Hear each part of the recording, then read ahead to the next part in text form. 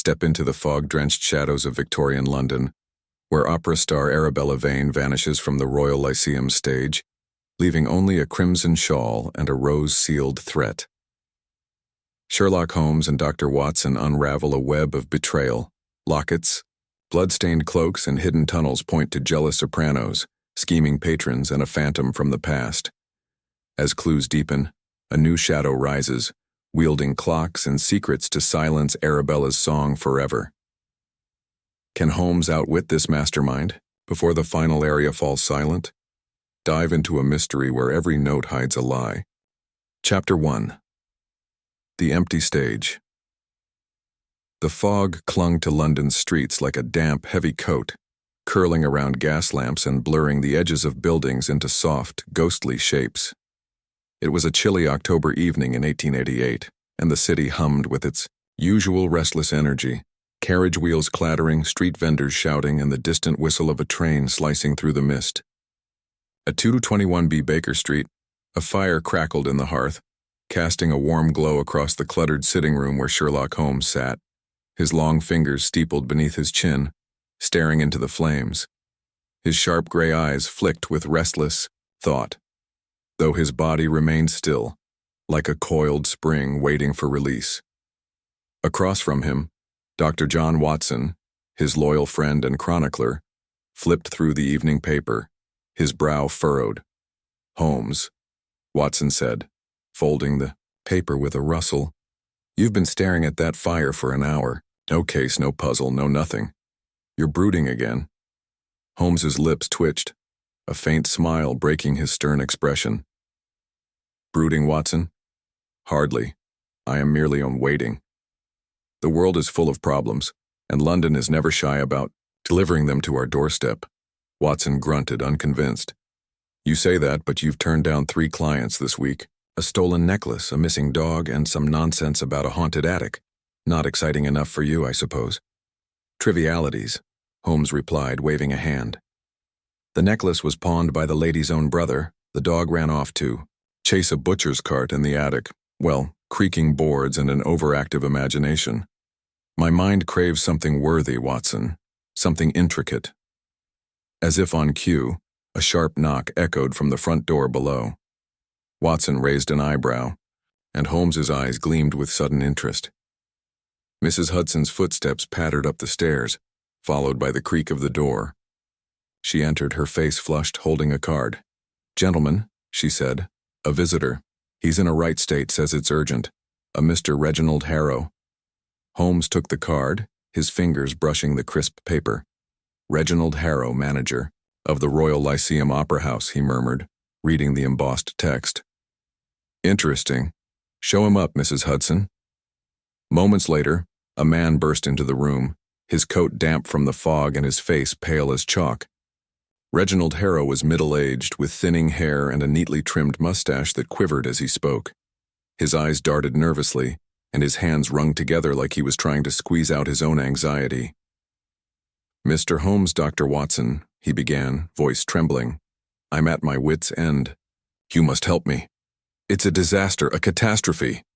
Holmes leaned forward, his calm demeanor a stark contrast to Harrow's panic. "Sit, Mr. Harrow. Compose yourself and tell me everything. Omit no detail, however small." Harrow collapsed into a chair, mopping his brow with a handkerchief. "It's Miss Arabella Vane," he said. "The greatest soprano in London, perhaps in all of Europe. She's vanished, Mr. Holmes. Gone right before tonight's performance of Carmen. The theater is packed, the audience is waiting, and our star is nowhere to be found." Watson leaned forward, intrigued. "Vanished? You mean she didn't show? Up for the performance?"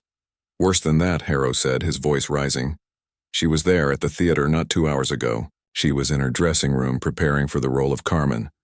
Her costume was laid out, her makeup half done. Then, poof, she's gone. No trace, no note, nothing. Her understudy is beside herself, and the audience is growing restless. If we don't find her, the Lyceum's reputation will be ruined." Holmes's eyes narrowed, his mind already racing. "Tell me about Miss Vane," he said. "Her habits, her enemies, her recent behavior." "Everything." Harrow took a shaky breath. Arabella Vane is a marvel, Mr. Holmes. Her voice, angelic, yet powerful. She's been with the Lyceum for 3 seasons, and every performance is sold out. She's a darling of the public, but, well, she's not without her quirks. She's private, almost secretive. Keeps to herself off stage. Some call her aloof, but I think she's just dedicated. She lives for her art. Enemies? Holmes pressed. Harrow hesitated. Well, the opera world is a nest of vipers, Mr. Holmes. Jealousy runs deep. There's Miss Clara Duval, another soprano who's been vying for Arabella's roles, and Mr. Victor Lang, the conductor. He and Arabella have clashed over tempos and interpretations, but I can't imagine anyone harming her. She's too beloved. Beloved, Holmes repeated, his tone neutral. And her behavior recently? Anything unusual? Harrow frowned. Now that you mention it, she's been jumpy these past few weeks. Distracted, even. Yesterday she snapped at a stagehand for no reason, most unlike her. And this morning, she arrived late, which she never does. She seemed worried. Holmes stood, his movement swift and precise. Watson, my coat. Mr. Harrow will accompany you to the Lyceum at once. The stage is set, and the game is afoot. The Royal Lyceum Opera House loomed through the fog like a grand glowing jewel, its stone facade lit by flickering gaslights. Inside, the air buzzed with nervous energy. Stagehands darted about, whispering, while the distant murmur of the audience filtered through the heavy velvet curtains. Harrow led Holmes and Watson through a maze of backstage corridors, past props and ropes, to Arabella Vane's dressing room. The room was small but elegant, with a mirrored vanity cluttered with powders, lipsticks, and a half-empty teacup. A crimson carmine costume hung on a rack, its sequins glinting in the lamplight. Holmes's eyes swept the space, taking in every detail: the scuffed floor, the open window, the faint scent of lavender perfume. "Look here, Watson," Holmes said, crouching near the vanity. He pointed to a smudge of red on the floor, barely noticeable. Lipstick, perhaps, or something else? Watson peered over his shoulder. Could be blood, he said grimly. Holmes shook his head. Too bright for blood. Lipstick, I'd wager, but we'll test it later. He moved to the window, which overlooked a narrow alley. Open, and recently. The latch is loose and there's mud on the sill. Someone entered or left this way. Harrow wrung his hands. But why would she leave, and how? The alley's a dead end. Holmes didn't answer. Instead, he examined the vanity, picking up a small folded piece of paper tucked beneath a hairbrush. He unfolded it carefully, revealing a few scribbled words in a hurried hand. Meet me. Midnight. The Rose Garden. Curious, Holmes murmured. Watson, what do you make of this? Watson read the note, frowning. A secret meeting? Could be a lover or someone threatening her? Possibly, Holmes said. The handwriting is rushed, unsteady. Written under duress, perhaps. He pocketed the note and turned to Harrow. Who else has access to this room? Only Arabella, her maid, and the stage manager, Harrow said. Oh, and the cleaning staff, but they're only here after hours. Holmes nodded, his mind clearly elsewhere. I need to see the stage. Now. The stage was a vast, shadowed expanse, its heavy curtains drawn to hide the growing unrest in the auditorium. The set for Carmen, a Spanish tavern scene with wooden tables and colorful banners, was half lit as if frozen in time. Holmes paced the boards, his eyes scanning every inch. He paused near the orchestra pit, where a violin case lay open, its instrument missing. Odd, Holmes said. A violinist who leaves their case but takes the instrument, or was it taken? Watson glanced at the pit. Maybe they're still here, practicing somewhere. Perhaps, Holmes said, but his tone suggested doubt. He knelt, inspecting the stage floor, and pointed to a faint scratch mark near the trapdoor. Fresh. Something heavy was dragged here recently. Not part of the performance, I presume. Harrow shook his head. No, the trapdoor's for the third act. It hasn't been used today. Holmes stood, brushing dust from his knees. Mr. Harrow, delay the performance as long as you can. Tell the audience there's a technical issue. Watson, we're going. To that alley. The alley behind the theater was a narrow, damp corridor of brick and cobblestone, smelling of wet stone and refuse.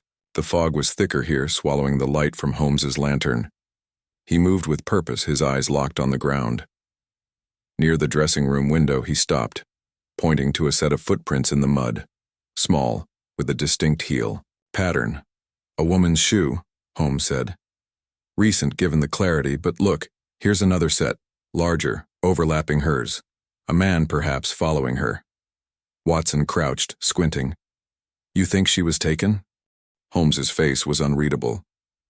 Or she left willingly, but with company. The mud suggests they moved quickly.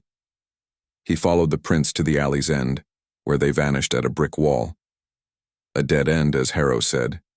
Yet they're gone. Fascinating. Back inside, Holmes questioned the stagehands, his tone sharp but polite. Most had seen Arabella that evening, but none noticed her leaving. One young lad, a props boy named Tommy, mentioned hearing a strange noise, a muffled thump from the dressing room around 8 o'clock. Anything else, lad? Holmes asked, his eyes piercing. Tommy shuffled his feet. Well, sir, I saw a man hanging about earlier, near the stage door, tall, with a dark coat and a hat pulled low. Didn't get a good look, but he seemed sneaky. Holmes clapped, the boy on the shoulder. Good lad, keep your eyes open. To Watson, he added, We have a thread to pull, but it's thin. Let's return to the dressing room. They searched again, Holmes's movements methodical. He lifted the teacup, sniffing its contents, then set it down with a frown. Tea, but with a bitter undertone, possibly a sedative, though I'll need to test it. He examined the costume rack, noting a torn thread on the Carmen dress. She was wearing this, or someone was. The tear is fresh. As the clock struck 10, the audience's murmurs grew louder, and Harrow returned, looking frantic. Mr. Holmes, we can't delay much longer. The understudy's ready, but the crowd wants Arabella. What do I do? Holmes's eyes gleamed. You perform, Mr. Harrow. Keep the show running. Watson and I will work in the shadows. This mystery is far from over. As Harrow hurried off, Watson turned to Holmes. What now? We've got footprints, a note, and a missing violin. It's a puzzle, all right, but where do we start? Holmes's smile was sharp as a blade. We start with the rose garden, Watson. Midnight approaches, and I suspect our vanished star has left us a trail, if we're clever enough to follow it. Chapter 2. A Cry in the Night. The fog draped London like a heavy curtain, muffling the clatter of hooves and the distant shouts of street vendors. It was nearing 11 o'clock on that chilly October night in 1888, and the air outside the Royal Lyceum Opera House carried a damp, biting edge.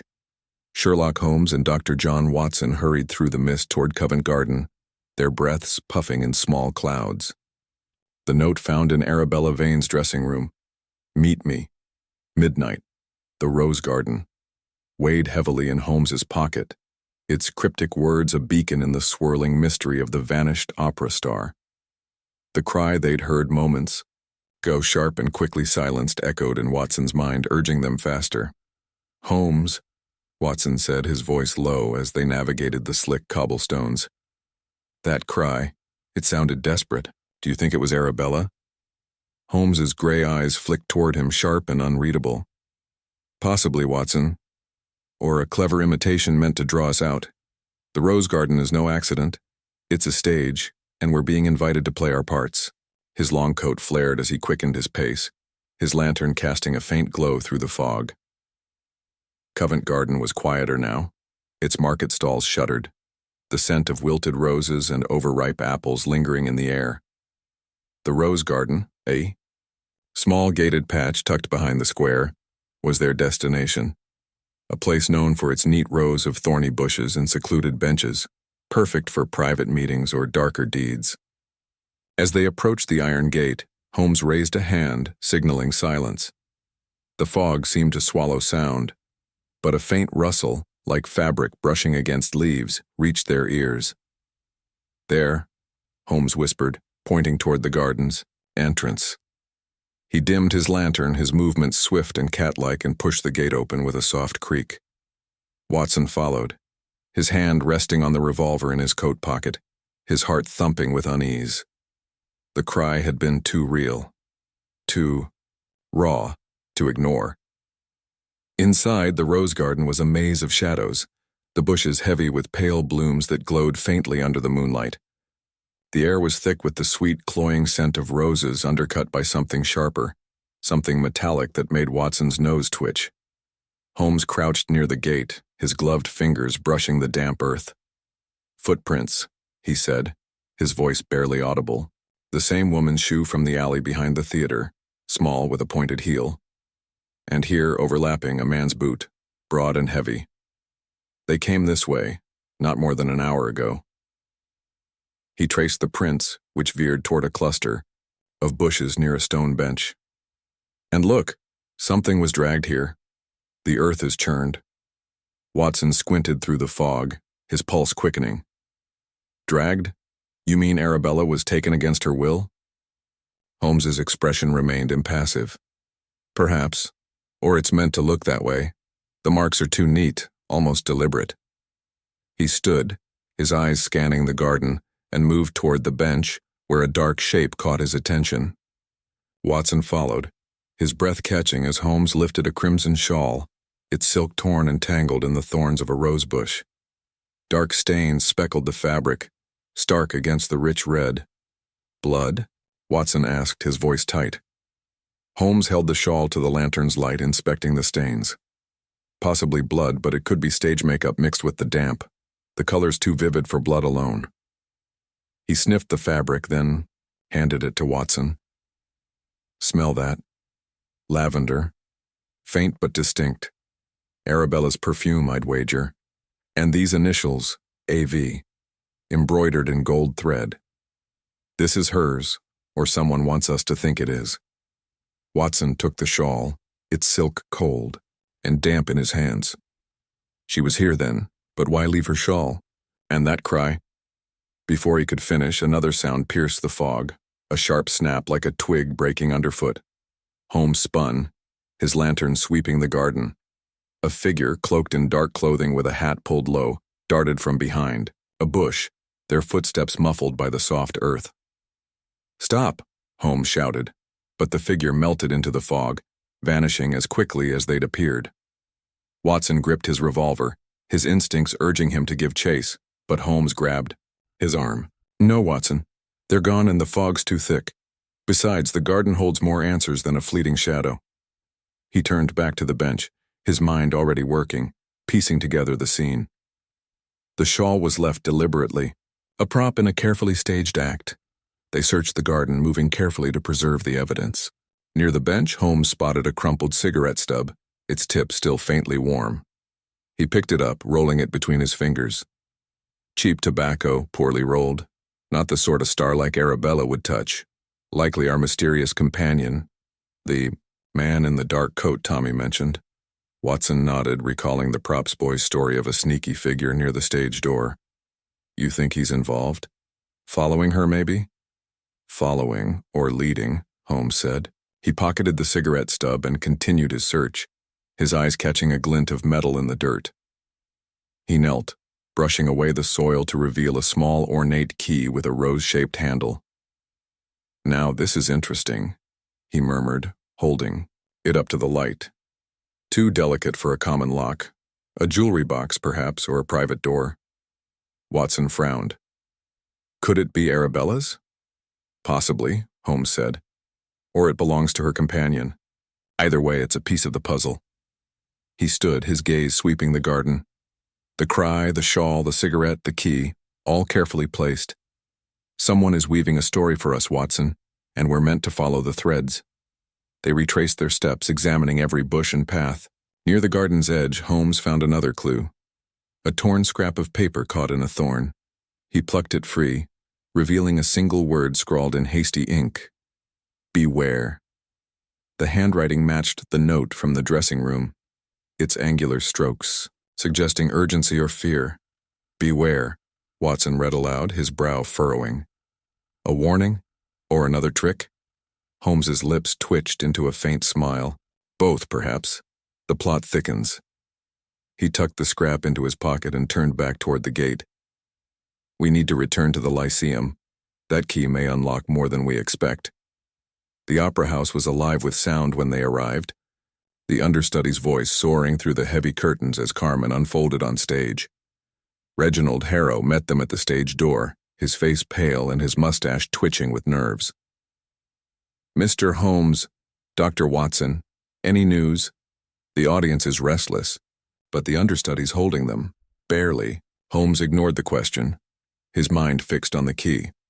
"Mr. Harrow, you mentioned a safe in Miss Vane's dressing room. Take us there now." Harrow led them through the backstage chaos, past scurrying stagehands and piles of props. The dressing room was unchanged, the crimson Carmen costume still hanging, the teacup cold on the vanity. Holmes went straight to the small iron safe hidden behind a stack of scripts, its rose-shaped keyhole a perfect match for the key from the garden. He inserted it, and the lock clicked open with a soft snap.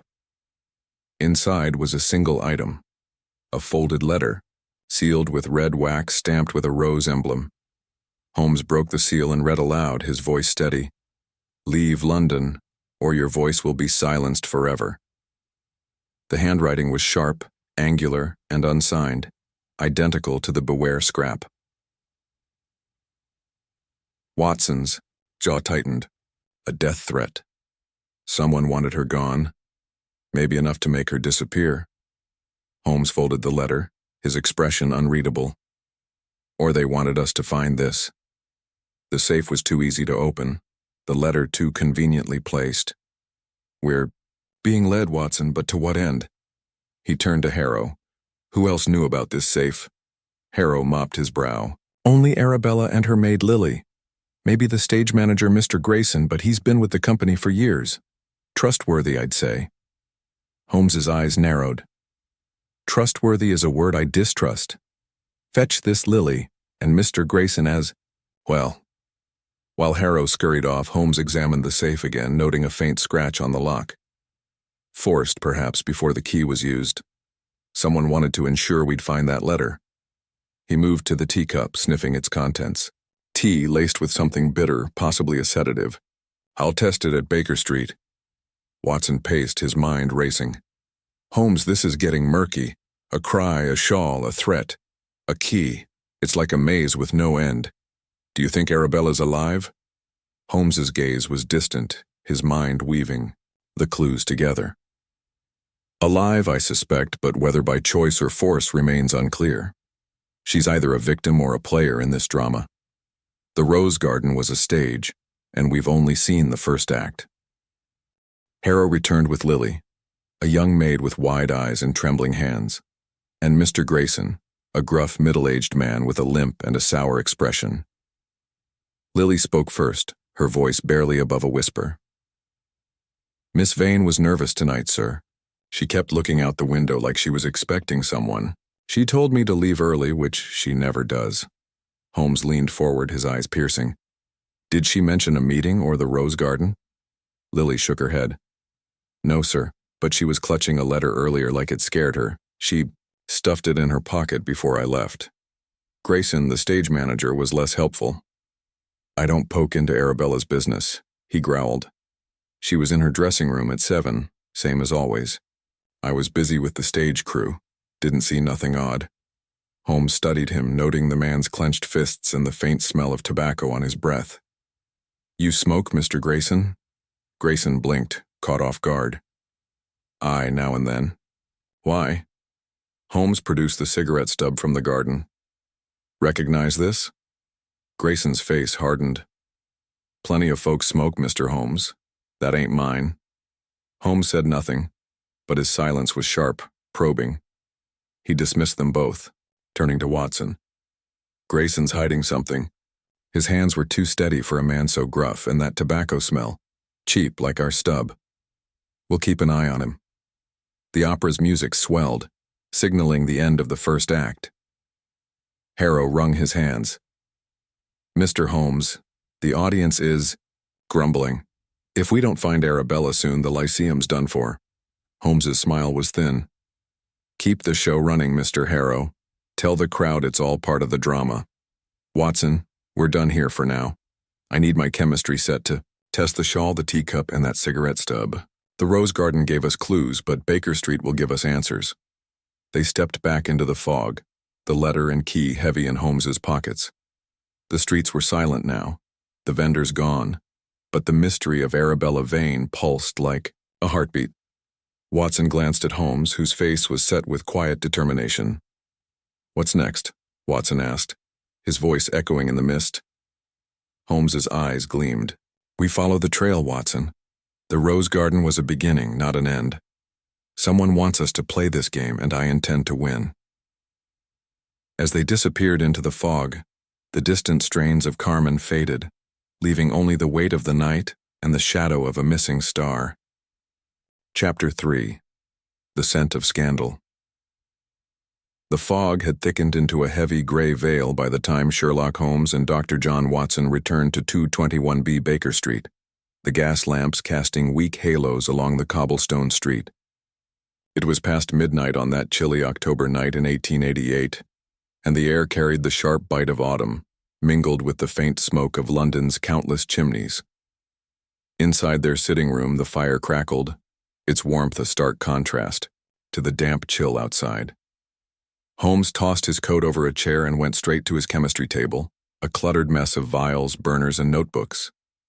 The clues from the Royal Lyceum Opera House and the Rose Garden, the crimson shawl, the cigarette stub, the teacup, the ornate key, and the threatening letter, lay carefully arranged before him, each a piece of the puzzle surrounding Arabella Vane's disappearance. Watson sank into an armchair, rubbing his hands for warmth. "Holmes, it's been a long night already. That letter, 'Leave London or your voice will be silenced forever.' It's chilling. Do you think someone's holding Arabella against her will?" Holmes didn't look up, his long fingers already at work with a pipette, dripping liquid onto a sample of the shawl's dark stain. "Patience, Watson. Assumptions are the enemy of truth. The letter is dramatic, yes, but its placement in the safe was too convenient, the handwriting too deliberate. We're dealing with a mind that wants us to follow a script." His voice was calm, but his eyes burned with focus, the kind Watson knew meant his friend was already 3 steps ahead. Watson leaned forward, watching Holmes swirl a vial. "What about the teacup? You said it smelled bitter." "A sedative, you think?" Holmes nodded, holding the teacup's contents under a magnifying glass. "Likely chloral hydrate, a common sedative. A small dose, enough to dull the senses but not to incapacitate. I'll confirm it shortly." He set the cup down and turned to the cigarette stub, sniffing it again. "This, however, is more revealing. Cheap tobacco laced with a trace of opium. Not uncommon in certain circles, but telling. Our man in the dark coat isn't a gentleman of means." Watson frowned, piecing it together. "You suspect Grayson, the stage manager. He smelled of tobacco, and he was cagey when you showed him the stub." "Grayson is a thread to pull," Holmes said, his lips twitching into a faint smile. "His defensiveness was too practiced, his hands too steady for a man caught off guard. But he's not the only player. The opera world thrives on secrets. Watson, jealousy, rivalries, hidden passions. We need to dig deeper into Arabella's life." A knock at the door interrupted them. Mrs. Hudson entered, her face pinched with worry. "Mr. Holmes, Dr. Watson, there's a young lady here. Says it's urgent. A Miss Clara Duval." Holmes's eyes gleamed. "The rival soprano. Show her in, Mrs. Hudson." Clara Duval swept into the room like a storm, her dark curls bouncing, and her green eyes flashing with a mix of fear and defiance. She was younger than Watson expected, perhaps 25, with a sharp beauty that matched her reputation as a rising star at the Lyceum. Her dress, a deep emerald, rustled as she paced, clutching a small handbag. "Mr. Holmes," she said, her voice sharp but trembling, "I heard about Arabella. The whole theater's buzzing. I don't know what's happened to her, but I swear I had nothing to do with it." Holmes raised an eyebrow, gesturing to a chair. "Sit, Miss Duval. Your eagerness to proclaim innocence is noted. Tell me about your relationship with Miss Vane." Clara sat, her hands twisting the handbag's strap. We weren't friends, if that's what you mean. Arabella's the star. Everyone loves her or pretends to. I'm her understudy, always waiting in her shadow. She's brilliant, I'll admit, but cold, distant. She never shared the spotlight, not even a kind word. Watson leaned forward. You resented her then? Clara's cheeks flushed. Resent? Maybe a little. Who wouldn't? I've worked just as hard, but she gets the applause, the flowers, the headlines. Still, I'd never heard her. I was on stage when she vanished, rehearsing with the chorus. Ask anyone. Holmes's gaze was piercing. Where were you between 7 and 8 this evening before the performance? Clara hesitated, her eyes flicking to the floor. I was in my dressing room practicing, alone. I needed to prepare just in case. Her voice faltered and she looked up, defiant again. I didn't see Arabella, if that's what you're asking. Holmes leaned back, his fingers steepled. Interesting. And did you notice anything unusual tonight? A stranger near the theater? Perhaps, or Arabella acting oddly. Clara bit her lip. She was strange all week, nervous like she was hiding something. Yesterday I saw her arguing with Victor Lang, the conductor, in the rehearsal room. It was heated. She was shouting about changing the score. And tonight, before she disappeared, I saw her slip a letter into her pocket. I thought it was nothing, but now... Holmes's eyes narrowed. A letter. Describe it. It was small, folded with a red seal, Clara said. She looked scared when she read it. Watson exchanged a glance with Holmes. The threatening letter from the safe had a red wax seal with a rose emblem. Could it be the same one? Thank you, Miss Duval, Holmes said, his tone neutral. You've been most helpful. One last question. Do you smoke? Clara blinked, startled. No, never. It's bad for the voice. Holmes nodded, dismissing her with a wave. As she left, Watson turned to him. She's hiding something, Holmes. That pause when you asked about her whereabouts, it's suspicious.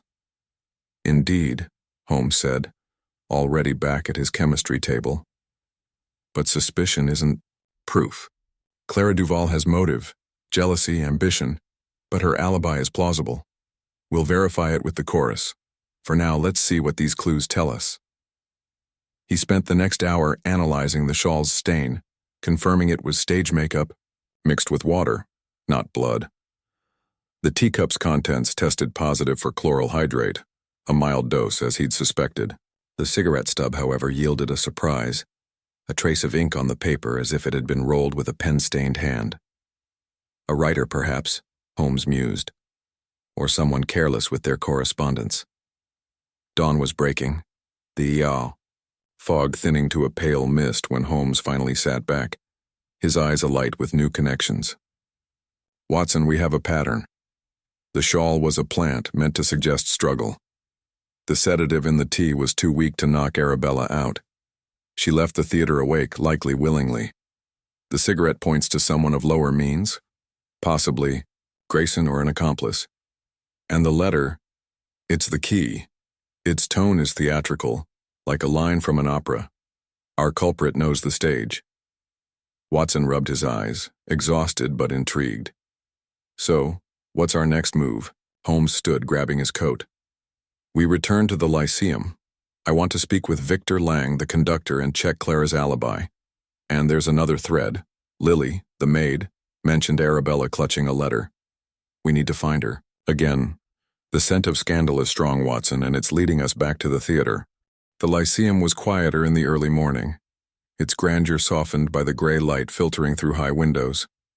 Stagehands swept the floors, and the smell of sawdust and paint lingered. Holmes and Watson found Victor Lang in the orchestra, pit, a tall, wiry man with a shock of gray hair and a temper as fiery as his reputation.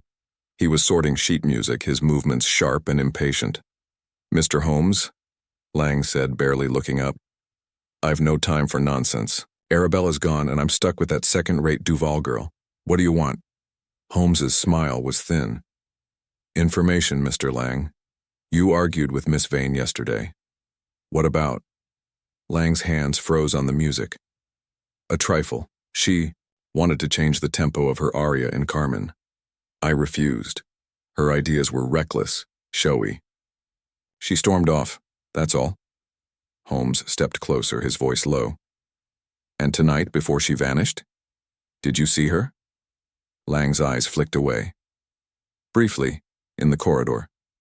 She looked distracted, clutching her script like it was a lifeline. I didn't stop to chat. Holmes produced the cigarette stub. Yours, perhaps? Lang snorted. I don't touch that filth. Ruins the lungs. He paused, then added, though I saw Grayson smoking out back earlier. Smelled like cheap rubbish.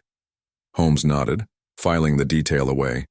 They left Lang and sought out Lily, the maid, who was folding costumes in a small room off the stage. Her hands shook as she spoke, her eyes darting nervously. Miss Vane was so strange tonight, Lily said. She kept checking the clock like she was waiting for something. That letter, she read it, then hid it in her pocket. I saw red wax, like a seal. She told me to leave at 7, said she needed to be alone. Holmes showed her the threatening letter. Is this the one? Lily's eyes widened. I think so, sir. It looks like it. As they left the theater, Holmes's mind was racing.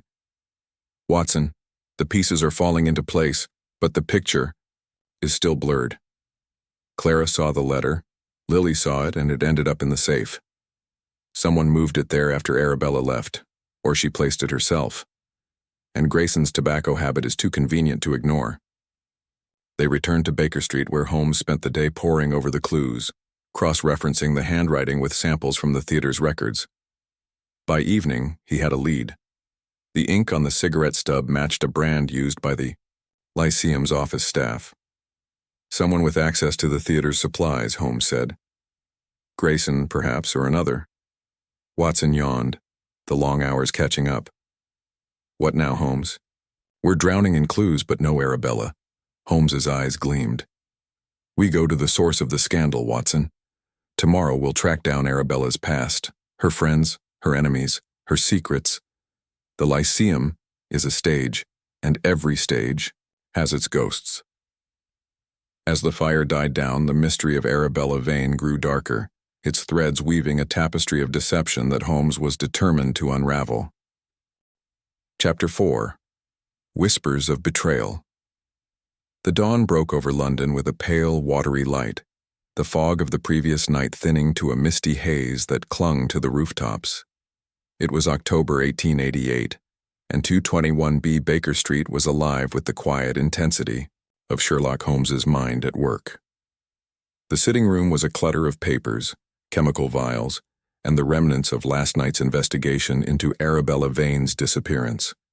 The crimson shawl, cigarette stub, teacup, ornate key, and threatening letter, "Leave London or your voice will be silenced forever," sat on the table, each a silent witness to the mystery. Dr. John Watson, bleary-eyed from the late hours, sipped strong tea, watching Holmes pace the room like a hound on a scent. Holmes, Watson said, setting his cup down with a clink. We've got a pile of clues, but they're pointing everywhere and nowhere. Grayson's shifty, Clara's jealous, Lang's hiding something, and that letter. Someone's playing a dangerous game. Where do we go from here? Holmes stopped, his gray eyes sharp as steel. To the heart of the matter, Watson. The Lyceum is a nest of secrets, and Arabella Vane was its queen. Betrayal runs deep in her world. Jealousy, ambition, hidden grudges. We need to uncover her past, her connections, her enemies. Today we hunt for whispers. Watson raised an eyebrow. Whispers? You mean gossip? Holmes's lips twitched into a faint smile. Gossip is the raw ore of truth, Watson. Refined properly, it reveals patterns. We'll start with Arabella's inner circle. Her friends, her rivals, anyone who knew her beyond the stage. And we'll revisit the Lyceum. Those clues were left for us, but the theater itself holds more. They set out for the Royal Lyceum, Opera House, the morning air crisp and sharp with the scent of coal smoke and wet stone. The theater loomed grandly, its stone facade softened by the mist, but inside, the atmosphere crackled with tension. The news of Arabella's disappearance had spread, and stagehands whispered in corners, their eyes darting as Holmes and Watson passed. Reginald Harrow, the manager, met them at the entrance, his face pale and his mustache drooping like a wilted flower. "Mr. Holmes, Dr. Watson," Harrow said, wringing his hands. "The papers are starting to talk. If we don't find Arabella soon, the Lyceum's reputation will be in tatters. Have you any leads?" Holmes's gaze was cool. "Several, Mr. Harrow. I need access to Miss Vane's personal records, letters, contracts, anything kept in the theater's office, and I want to speak with her closest confidants. Who did she trust?" Harrow hesitated, then nodded. "She kept to herself mostly, but she was close to Lily, her maid, and, well, there's Mr. Edward Thorne, a patron of the arts. He's been a regular at her performances, always sending flowers. Some say they were friendly." Watson's ears perked up. "Friendly? You mean a suitor?" Harrow flushed. "I don't pry into such things, Dr. Watson, but Mr. Thorne's a wealthy man, influential. He's in the audience most nights, always, in the same box." Holmes's eyes narrowed. "Interesting. Where can we find this Mr. Thorne?" "He has a townhouse in Mayfair," Harrow said. "I'll get you the address. As for records, I'll have the office clerk fetch them." They began in the theater's cramped office, a room stuffed with ledgers and yellowed papers. Holmes pored over Arabella's contracts, his fingers tracing the fine print. Most were standard, performance schedules, payment terms, but one caught his eye: a private agreement with a music publisher dated a month ago for a new opera score. "Curious," Holmes murmured. "She was planning a new production, something original. That could stir envy or worse." Watson frowned. "Envy enough to make her disappear?"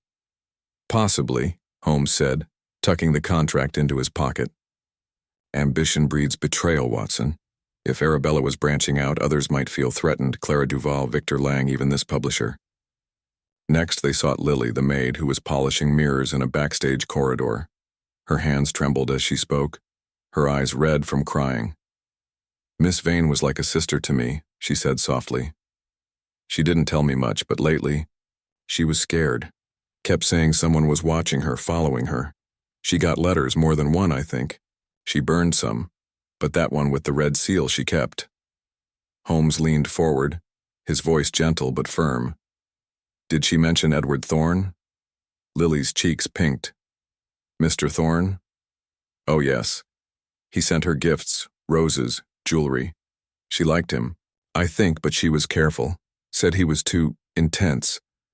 Last week she told him to stop visiting so often. He didn't take it well." Watson exchanged a glance with Holmes. "Sounds like a man with a motive." Holmes nodded. "Lily, did Arabella ever mention a new opera or a disagreement with the publisher?" Lily's eyes widened. "She did. She was excited about a new piece, something she wrote herself, but she said Mr. Lang was furious, called it a betrayal of the company, and the publisher, Mr. Carver, kept pressing her to sign more papers. She didn't trust him." Holmes thanked her and led Watson to the stage where the set for Carmen still stood, its tavern props gathering dust. He paced the boards, his eyes scanning for overlooked details. Near the trapdoor he paused, noticing a faint smudge of wax, red, with a rose emblem. "The same seal as the letter," he said, scraping a sample into a vial. Someone was careless. Watson crouched beside him. "You think the letter was written here, on the stage?" "Or sealed here," Holmes said. "The wax is fresh, not more than a day old. Our culprit is close, someone with access to this stage." Their next stop was Mayfair, to the elegant townhouse of Edward Thorne. The butler ushered them into a lavish parlor, where Thorne awaited, a tall, handsome man in his 40s with dark hair and a polished air. His smile was charming, but his eyes were guarded. "Mr. Holmes, Dr. Watson," Thorne said, offering brandy, which they declined. "I'm devastated about Arabella. She's a treasure, a true artist. How can I help?" Holmes's tone was sharp. "You were close to Miss Vane. She rejected your attentions recently. Why?" Thorne's smile faltered. "Rejected? That's harsh. We were friends, nothing more. I admired her talent, sent her gifts. She grew distant, yes, but I respected her wishes. Watson pressed. Where were you last night between 7 and 8? Thorne's fingers tightened on his glass. At the Lyceum, in my box, watching the rehearsal. I left before the performance started. Business called me away. Holmes produced the cigarette. Stub. Do you smoke, Mr. Thorne? Thorne shook his head. No, I find it vulgar. Why do you ask? Holmes said nothing, but his eyes missed nothing. The man's polished shoes, the faint scent of lavender in the room, the nervous tap of his fingers. As they left, Holmes murmured, He's lying about something, Watson. His alibi is too tidy, and that lavender, it's the same as Arabella's shawl. A coincidence or a connection? Back at Baker Street, Holmes analyzed the wax sample, confirming it matched the letter's seal.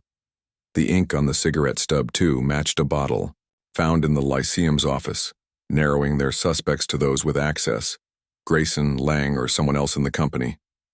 Watson, pacing, voiced his frustration. Holmes, we're swimming in suspects. Grayson's shifty, Clara's jealous, Lang's angry, and now Thorne's hiding something. Who's behind this? Holmes's smile was sharp. Betrayal, Watson. Leaves whispers. Grayson's tobacco habit, Clara's ambition, Lang's pride, Thorne's obsession. Each is a thread. Tomorrow we'll tug harder. We'll visit the publisher, Carver, and search Arabella's lodgings. The truth is close, but it's buried in lies. As night fell, the fire cast long shadows, and the mystery of Arabella Vane pulsed with secrets, each whisper of betrayal drawing Holmes closer to the truth. Chapter 5. Clues in the dressing room. The morning sun struggled through London's ever-present haze, casting a dim glow over the city's chimneys and spires. It was the second day of October 1888, and at 221B Baker Street, Sherlock Holmes was, already at work, his lean figure hunched over his chemistry table. The fire in the hearth crackled softly, its warmth barely denting the chill that clung to the room. Dr. John Watson, nursing a second cup of tea, watched as Holmes examined the latest clues from the Royal Lyceum Opera House. The crimson shawl, the cigarette stub, the teacup with traces of chloral hydrate, the ornate rose-shaped key, the threatening letter with its red wax seal, and the wax smudge from the stage. Each item was a thread in the tangled mystery of Arabella Vane's disappearance, and Holmes's gray eyes burned with the quiet intensity of a man, closing in on his quarry. Holmes, Watson said, setting his cup down with a clink. We've got suspects galore. Grayson with his cheap tobacco, Clara with her jealousy, Lang with his temper, and Thorne with his shady alibi. But we're no closer to finding Arabella. That dressing room. There's got to be something we missed. Holmes looked up, his lips curving into a faint, knowing smile. Precisely, Watson. The dressing room is the heart of this drama. It's where Arabella was last seen, where the tea was drugged, where the note was found. We've only scratched the surface. Today we return to the Lyceum and tear that room apart. Every mirror, every drawer, every floorboard holds a secret. Watson nodded, though his stomach knotted at the thought of another day chasing shadows. And what about this? Publisher Carver? Lily said Arabella didn't trust him. Could he be behind the threat? Holmes pocketed the threatening letter and the key, his movements swift and precise. Carver is a lead we'll pursue, but first the dressing room. If Arabella left willingly, or was taken, her sanctuary will tell us more than any publisher's office. Grab your coat, Watson. The game is far from over. The Royal Lyceum Opera House stood grandly under the morning light, its stone facade gleaming despite the rumors swirling about Arabella's vanishing. Inside, the theater buzzed with nervous energy. Stagehands whispered, and the air carried the faint scent of grease paint and sawdust. Reginald Harrow met them at the stage door, his face drawn, his mustache twitching like a nervous cat's whiskers. "Mr. Holmes, Dr. Watson," Harrow said, his voice tight. "The papers are ruthless. They're calling it the Lyceum scandal, already. If we don't find Arabella soon, we're ruined. Have you made progress?" Holmes's gaze was cool, unyielding. "Progress, Mr. Harrow, comes from details. I need unrestricted access to Miss Vane's dressing room, no interruptions. And I want to speak with the cleaning staff who work after hours. They see things others miss." Harrow nodded, scurrying off to arrange it. Holmes and Watson made their way through the backstage maze past ropes and props to Arabella's dressing room. The small, elegant space was unchanged since their last visit. The crimson carmine costume hung on its rack, sequins glinting in the lamplight, the vanity, cluttered with powders and lipsticks, the teacup still sitting where they'd left it. The faint scent of lavender lingered, a ghostly reminder of Arabella's presence. Holmes moved like a bloodhound, his eyes sweeping every inch. He started with the vanity, lifting each item with care. Under a powder compact, he found a tiny scrap of paper crumpled and overlooked. He unfolded it, revealing a few scrawled words in a familiar angular hand. "Trust no one." Watson leaned over, his breath catching. "Another warning," Watson said. "Same handwriting as the letter and the beware scrap from the garden. Someone's desperate to scare her." Holmes's eyes narrowed. "Or to make us think so." The note's placement, hidden yet easy to find, suggests intent. Someone wanted us to see this. He tucked the scrap into his pocket and moved to the costume rack, inspecting the carmine dress. A faint tear on the hem caught his eye, and he crouched, peering closely. "Thread caught here, Watson. Silk, but not from the dress. It's finer, almost like a scarf or shawl." Watson frowned. "Another shawl, like the one in the rose garden?" "Possibly," Holmes said, extracting the thread with tweezers. "Or part of another costume. We'll compare it to the crimson shawl later." He turned to the floor, kneeling to examine the boards near the open window. The mud on the sill, noted in their first visit, had dried, but Holmes spotted something new, a faint scratch, barely visible, running along the baseboard. "Look here," he said, tracing the mark with a finger. "A hidden panel, perhaps. The scratch is fresh, made by something sharp, a knife or tool, or—" He pressed the baseboard, and with a soft click, a small section popped open, revealing a narrow compartment. Inside was a velvet pouch, heavy with weight. Watson's eyes widened as Holmes opened it, revealing a gold locket and a folded note. The locket was engraved with the initials AV and held a tiny portrait of a young man, dark-haired and serious. The note, in a different hand, flowing feminine, read, "Keep this safe. He mustn't know." "Who's he?"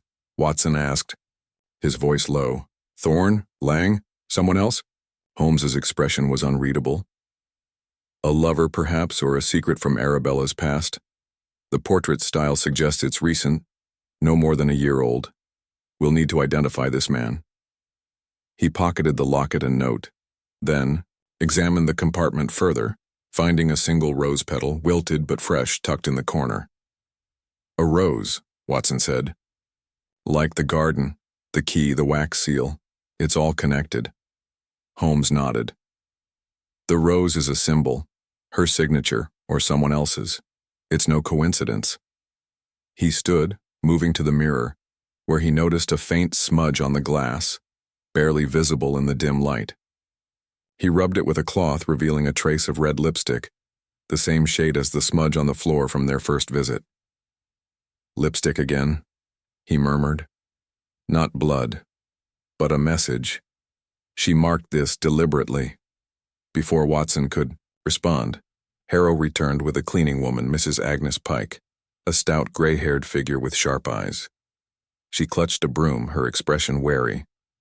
"You wanted me, sirs? I don't know nothing about Miss Vane's troubles." Holmes's tone was gentle but probing. "Mrs. Pike, you clean this room after hours. Have you noticed anything odd? Items out of place, strangers lingering?" Mrs. Pike hesitated, then nodded. "Last week, I saw a man near this room, late, after the show. Tall, dark coat, hat low over his face. Thought he was a stagehand, but he moved sneaky-like, slipped out the back door. And Miss Vane's things, her scripts, her powders, sometimes they'd be moved like someone was poking about." Watson glanced at Holmes. "The man Tommy saw, maybe?" "Possibly," Holmes said. "Mrs. Pike, did you ever find anything unusual? Papers? Objects?" She thought for a moment. Once, a few days ago, I found a bit of wax on the floor, red, like a candle.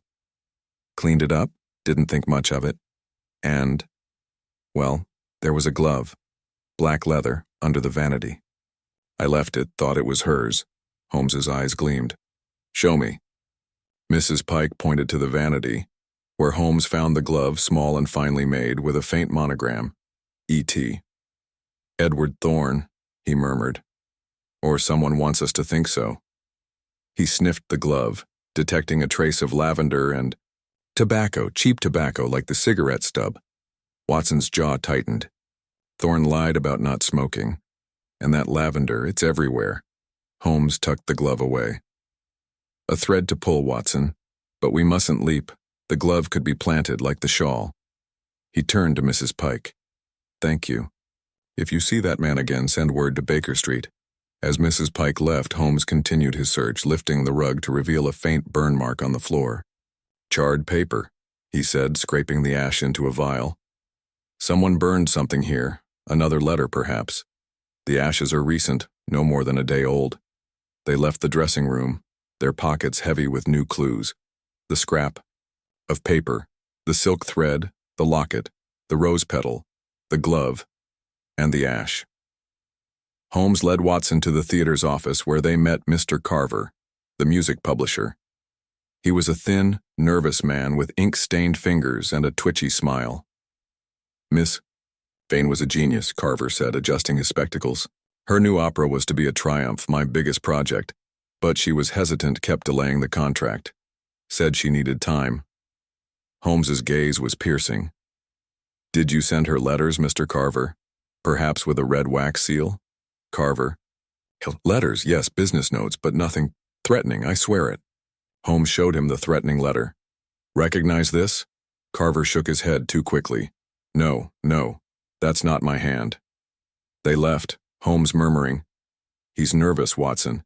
He knows more than he's saying. We'll watch him." Back at Baker Street, Holmes analyzed the new clues. The ash contained traces of the same ink as the cigarette stub, linking it to the Lyceum's office. The silk thread matched a scarf in Arabella's wardrobe, suggesting she'd worn it recently. The locket's portrait remained a mystery, but the glove's tobacco scent tied it to Grayson or someone mimicking him. Watson paced, his mind racing. "Holmes, it's a tangle. The dressing room's a gold mine, but who's behind it? Thorne? Carver? Grayson?" Holmes's smile was sharp. "Betrayal leaves traces, Watson. The dressing room whispers of secrets, Arabella's fears, a hidden lover, a staged disappearance. Tomorrow, we visit her lodgings and track this locket's owner. The truth is close, but it's cloaked in shadows." As the fire burned low, the mystery of Arabella Vane deepened, each clue a step toward unraveling the web of deceit. Chapter 6. Shadows in the auditorium. The morning light crept through London's thinning fog, painting the city in shades of gray and gold. It was the 3rd day of October 1888, and at 221B Baker Street, Sherlock Holmes stood by the window, his sharp gray eyes fixed on the street below.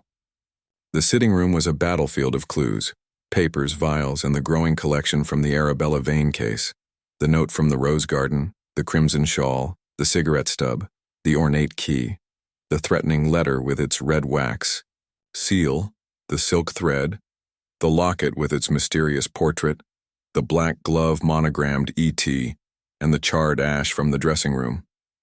Each item was a piece of a puzzle that grew more intricate with every step. Dr. John Watson, finishing his breakfast, watched Holmes with a mix of awe and exasperation. "Holmes," Watson said, pushing his plate aside, "we've got a mountain of evidence, but it's like chasing ghosts. The dressing room gave us plenty. Thorne's glove, that locket, another warning note. But where's Arabella? Grayson's shifty, Clara's jealous, Lang's angry, Thorne's lying, and Carver's nervous. Now what?" Holmes turned, his lean frame silhouetted against the window. "The auditorium, Watson. The Lyceum's heart, where the audience becomes part of the drama. Arabella vanished from the stage, but the auditorium sees all. Every glance, every whisper. Shadows hide secrets, and I intend to shine a light on them." Watson frowned, grabbing his coat. The auditorium, you think we missed something there? Holmes's smile was sharp as a blade. I know we did. The stage is for actors, but the auditorium is for watchers. Someone who saw more than they've told. We'll start there, then visit Arabella's lodgings to trace that locket's owner. The threads are converging, Watson, and betrayal is at their core. They arrived at the Royal Lyceum Opera House as the morning bustle began. Stagehands hauling props, chorus girls practicing scales, the air thick with the scent of dust and velvet. The auditorium was a grand cavern of red plush seats and gilded balconies, its chandeliers dimmed in the daylight. The heavy curtains hid the Carmen set, but the space felt alive as if it held its breath, waiting for the next act of this real-life drama. Holmes moved with purpose, his eyes scanning the rows of seats. The audience, Watson, is never truly silent. They leave traces, tickets, programs, forgotten items. If Arabella was watched, as Lily suggested, the watcher sat here. He climbed to the upper balcony, where Edward Thorne's private box overlooked the stage. The box was plush, with velvet chairs and a small table holding a crystal ashtray. Look here, Holmes said, pointing to the ashtray. It held a single cigarette butt, identical to the one from the rose garden, cheap tobacco, faintly laced, with opium. Thorne claimed he doesn't smoke, yet here's evidence to the contrary. Or someone used his box. Watson's brow furrowed. Planted, maybe, like the glove? Holmes nodded, pocketing the butt. Possibly. The monogrammed glove, the cigarette here. It's too neat, as if someone wants us to suspect Thorne. He examined the box's railing, noticing a faint scratch, fresh and deep. Something was fastened here, a rope perhaps, or a tool. Curious, they descended to the main auditorium, where Holmes paused near the orchestra pit. A crumpled program lay under a seat, its edges torn. He smoothed it out, revealing a handwritten note in the margin. Meet me after. Back row. The handwriting was new, rounded and hurried, unlike the angular script of the threatening letter. Watson leaned over. Another meeting? Arabella again? Or someone posing as her? Holmes said. The back row is secluded, perfect for a private exchange or a trap. He led Watson to the last row, where the shadows were deepest. Under a seat, he found a single pearl earring, its clasp bent. Expensive, he murmured, turning it in the light. Not something a chorus girl would lose. Arabella's, perhaps, or Clara's. Watson's eyes widened. Clara? You think she was back here, meeting someone? Holmes tucked the earring away. Her alibi with the chorus is shaky. We haven't confirmed it yet. This earring suggests someone of status was in these shadows, watching or waiting. He scanned the floor, spotting a faint smudge of red wax, identical to the seal on the threatening letter. Another rose seal. Our culprit is careless, or wants us to notice. They returned to the stage door where Reginald Harrow waited, his face a mask of worry. Mr. Holmes, the papers are brutal. They're saying Arabella ran off with a lover. Have you found anything? Holmes ignored the question. Mr. Harrow, I need the usher who worked the upper balcony the night Arabella vanished, and a list of everyone in the auditorium during the rehearsal. Harrow nodded, hurrying off. Moments later, he returned with a young usher, Tom Bates, a lanky boy with nervous hands. You wanted me, sir? Tom asked, his voice cracking. Holmes's gaze was piercing. You were in the balcony during the rehearsal, yes? Did you see Edward Thorne in his box? Tom shuffled his feet. Mr. Thorne was there, sir, but he left early before 8. Said he had a meeting. I saw someone else up there later, though, a man, dark coat, hat low. Didn't get a good look. He was in the shadows near the back. Watson glanced at Holmes. The man from the rose garden? Likely, Holmes said. Tom, did you notice? Anything else, items left behind? Odd behavior? Tom thought hard. There was a lady in the back row during the rehearsal. She wore a veil, kept her head down, dropped something shiny. Might have been that earring. I didn't think much of it. Holmes thanked him, his mind racing. A veiled lady, a shadowy man, and Thorne's early exit. The auditorium is a stage of its own, Watson. They left the Lyceum and headed to Arabella's lodgings, a modest but elegant flat in Bloomsbury, rented under her stage name. The landlady, Mrs. Carter, a plump woman with sharp eyes, let them in. Miss Vane was a quiet tenant, she said, leading them to a tidy room with lace curtains and a small piano. Always paid on time, but she was nervous lately, kept her door locked even during the day. Holmes searched the room methodically, finding a hidden drawer in the piano bench. Inside was a bundle of letters, tied with a red ribbon. Most were fan notes, but one stood out, unsigned, in the same rounded hand as the auditorium program. "You can't hide forever. I know your secret." A pressed rose petal fell from the fold. Watson's jaw tightened. Another threat. And that petal. Roses again. Holmes nodded, reading the letter again. "This hand is different from the threatening letter, but the tone is similar. Two writers, perhaps, or one disguising their style." He examined the piano, finding a faint scratch on the lid, like the one in Thorne's box. Something was moved here, recently. A heavy object, perhaps a box. They found nothing else, but the letters and petal added weight to the mystery. Back at Baker Street, Holmes analyzed the new clues. The cigarette butt from the balcony matched the rose gardens, confirming a connection. The earring's clasp bore a tiny maker's mark, linking it to a jeweler in Bond Street, frequented by both Arabella and Clara. The wax smudge contained traces of lavender oil, tying it to the shawl in Thorne's parlor. Watson paced, his mind spinning. "Holmes, it's a web. The auditorium points to Thorne, Clara, and this shadowy man. The letters suggest Arabella had secrets. Maybe a lover, maybe a past. Who's pulling the strings?" Holmes's eyes gleamed. "Betrayal casts long shadows. Watson, the auditorium gave us eyes in the dark. A watcher, a woman, a plan. Tomorrow we'll visit that jeweler and track the veiled lady. Arabella's secret is the key, and it's hidden in plain sight." As the fire burned low, the shadows of the mystery grew deeper, each clue a step closer to the truth. Chapter 7. The Rival Diva. The London morning was gray and damp, the fog of the past few days lingering like a stubborn guest. It was October 4th, 1888, and at 221B Baker Street, Sherlock Holmes stood over his chemistry table, surrounded by the growing pile of clues in the Arabella Vane case. The fire in the hearth cast flickering shadows across the room, illuminating the crimson shawl, cigarette stubs, ornate key, threatening letter with its rose-sealed wax, silk thread, locket with its mysterious portrait, monogrammed glove, charred, paper, pearl earring, and the auditorium program with its scrawled note. Each was a thread in the web of Arabella's disappearance, and Holmes's gray eyes gleamed with the quiet intensity of a hunter closing in. Dr. John Watson, sipping tea to shake off the morning chill, watched his friend with a mix of curiosity and frustration.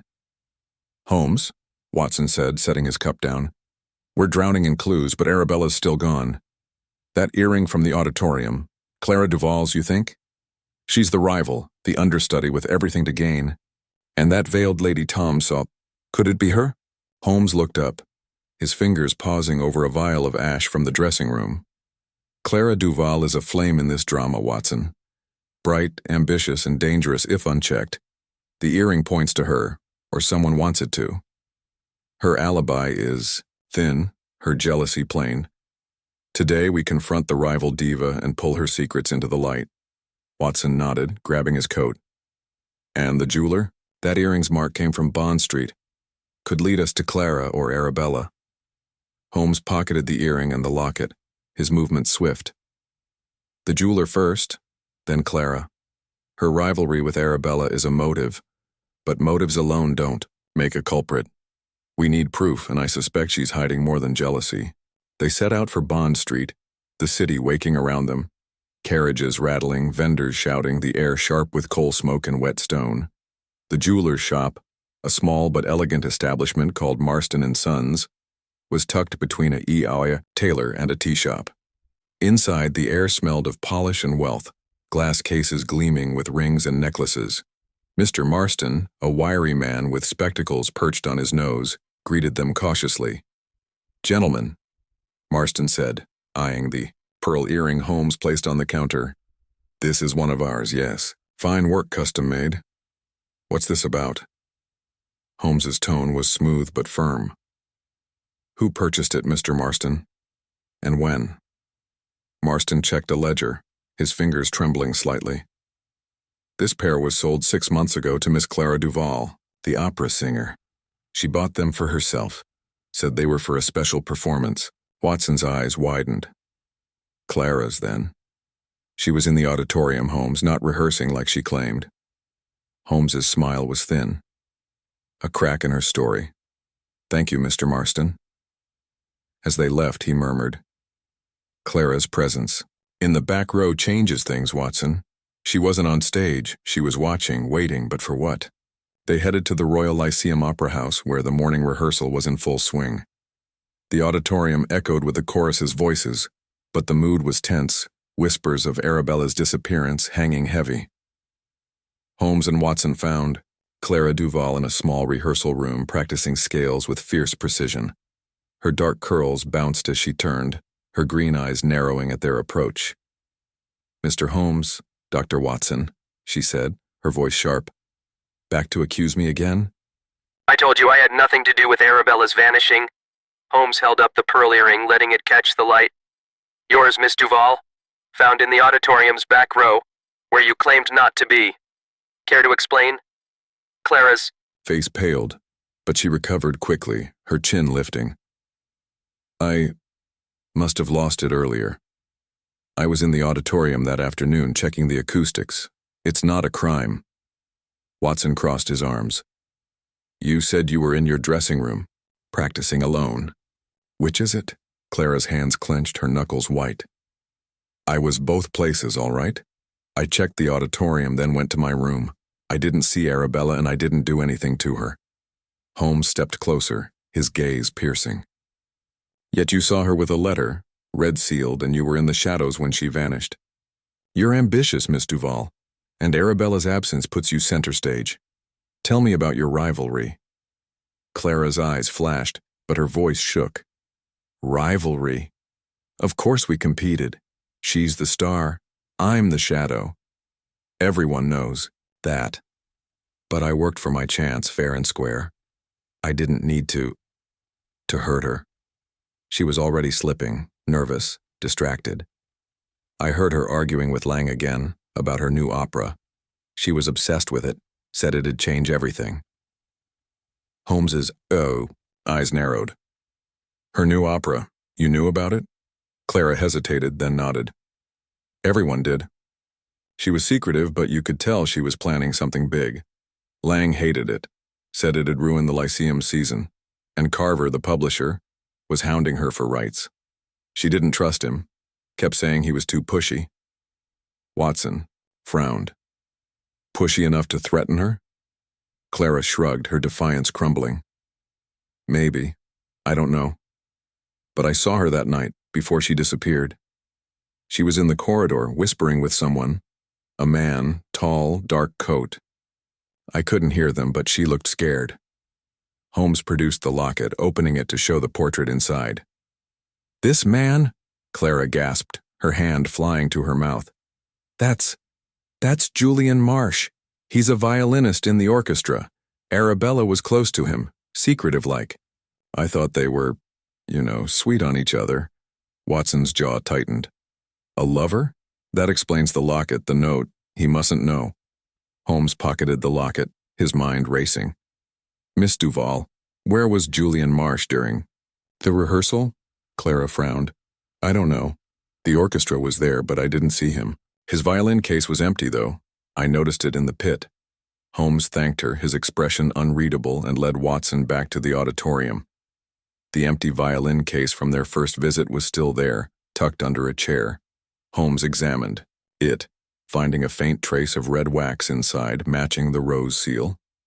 "Marsh is involved," he said. "His absence, this wax, it's no coincidence." They sought out the orchestra's leader, a gruff man named Mr. Tate, who confirmed Julian Marsh hadn't played the night Arabella vanished. He called in sick, Tate said. First time in years, odd now that I think of it. Holmes and Watson returned to Arabella's dressing room, hoping to find more traces of Marsh. Under the vanity, Holmes spotted a small, overlooked item, a violin string snapped and coiled with a speck of dried blood on its end. Fresh, Holmes said, bagging it. Not from a performance. A struggle, perhaps, or an accident. Watson's stomach twisted. You think Marsh hurt her? Holmes's eyes were cold. Or she hurt him. The blood could be hers, his, or someone else's. We need to find Marsh. They searched the dressing room again, finding a hidden note tucked behind the mirror in the same rounded hand as the auditorium program. Meet me tonight. J. The paper smelled faintly of lavender and tobacco. Back at Baker Street, Holmes analyzed the new clues. The violin string's blood was human, type unknown without further tests. The note's ink matched the auditorium program, linking it to the veiled lady. The wax in the violin case confirmed a connection to the threatening letter. Marsh is a key player, Holmes said, but Clara's role is murky. Her earring, her lies. She's either a pawn or a mastermind. Watson paced, his mind racing. Holmes, this is a mess. Clara's in the shadows, Marsh is missing, and Arabella's locket points to a secret romance. Is she running from a lover, or was she taken? Holmes's smile was sharp. Rivalry breeds betrayal, Watson. Clara wants the spotlight. Marsh wants Arabella, or her silence. Tomorrow we track Marsh and revisit Carver. The diva's shadow is long, but we'll find the truth in its edges. As the fire dimmed, the mystery of Arabella Vane pulsed with new secrets, each clue a step closer to unraveling the web of jealousy and deceit. Chapter 8. Whispers of Betrayal. The London dawn was a muted affair, the sky a patchwork of gray clouds that dulled the city's spires and chimneys. It was October 5th, 1888, and at 221B Baker Street, Sherlock Holmes sat at his chemistry table, surrounded by the ever-growing collection of clues in the Arabella Vane case. The fire in the hearth sputtered, casting flickering light across the crimson shawl, cigarette stubs, ornate rose-shaped key, threatening letter with its red wax seal, silk thread, locket with its mysterious portrait, monogrammed glove, charred paper, pearl earring, auditorium program, bloodied violin string, and the note signed J. Each item was a whisper of deceit, and Holmes's gray eyes burned with the quiet fire of a mind piecing together a puzzle. Dr. John Watson, nursing a cup of strong tea, watched his friend with a mix of admiration and impatience. Holmes, Watson said, setting his cup down with a soft clink. This case is a tangle of lies. Julian Marsh, the violinist, is missing. His violin case holds wax like the threatening letter, and that locket suggests he and Arabella were close. Maybe too close. Clara's earring puts her in the auditorium, not on stage. And Thorne's glove smells of the same tobacco as the stubs. Are they all in on it? Holmes leaned back, his fingers steepled beneath his chin. Betrayal, Watson, is the thread that binds them. Arabella's disappearance is no simple vanishing. It's a performance, staged by someone who knows her secrets. Marsh is a key player. But Clara, Thorne, Lang, and Carver all have motives. Today we hunt for Marsh and dig into his connection to Arabella. The whispers of betrayal will lead us to the truth. Watson grabbed his coat, his jaw set. And Carver? Clara said he was pushy about Arabella's new opera. Maybe he's the one behind the threats. Holmes pocketed the locket and the note signed J, his movements precise. Carver's nervous, but he's a pawn or a puppet master. We'll find out. First we track Marsh. His absence the night Arabella vanished is no coincidence. Then we revisit the Lyceum for any overlooked traces of betrayal. They set out into the damp morning, the streets of London alive with the clatter of carriages and the shouts of vendors. Their first stop was Julian Marsh's lodgings, a modest boarding house near the Strand, a short walk from the Lyceum. The landlady, Mrs. Finch, a wiry woman with sharp eyes, met them at the door, her hands twisting a dishcloth. Mr. Marsh hasn't been home in 2 days, she said, her voice suspicious. Left in a hurry the night before last, carrying his violin. Said he had a performance, but he looked scared like someone was after him. Holmes's eyes narrowed. "May we see his room, Mrs. Finch?" She led them to a small, cluttered space with a narrow bed, a desk piled with sheet music, and a single window overlooking an alley. Holmes searched methodically, his fingers brushing over papers and books. Under the bed he found a small leather case, locked with a tiny clasp. The ornate key from the rose garden fit perfectly, and the case clicked open, revealing a bundle of letters tied with a black ribbon. Watson leaned over as Holmes untied them. The letters were in Arabella's hand, her flowing script unmistakable, from the note in the locket. One read, "Julian, we can't keep this secret much longer. He knows, and he'll ruin us." Another, more urgent, said, "Meet me in the garden. Midnight. Bring the score." Watson's breath caught. The score? Her new opera, and who's he, Thorne Carver? Holmes's expression was grim. Possibly, or someone closer to the Lyceum. These letters confirm a secret between Arabella and Marsh. Likely a romance, but also a creative partnership. Her new opera was their project, and someone wanted to stop it. He pocketed the letters and continued searching, finding a crumpled handkerchief stained with a dark red smudge, lipstick matching the dressing room's floor. "Another clue," Watson said.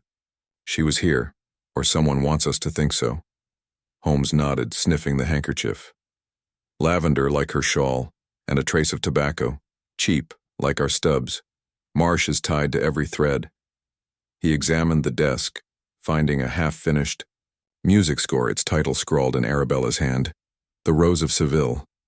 A single page was torn out, its edges charred, burned like the paper in the dressing room, Holmes murmured. Someone tried to destroy this, but not thoroughly. He bagged the score and turned to Mrs. Finch. "Did Marsh have visitors recently? Anyone unusual?" She frowned.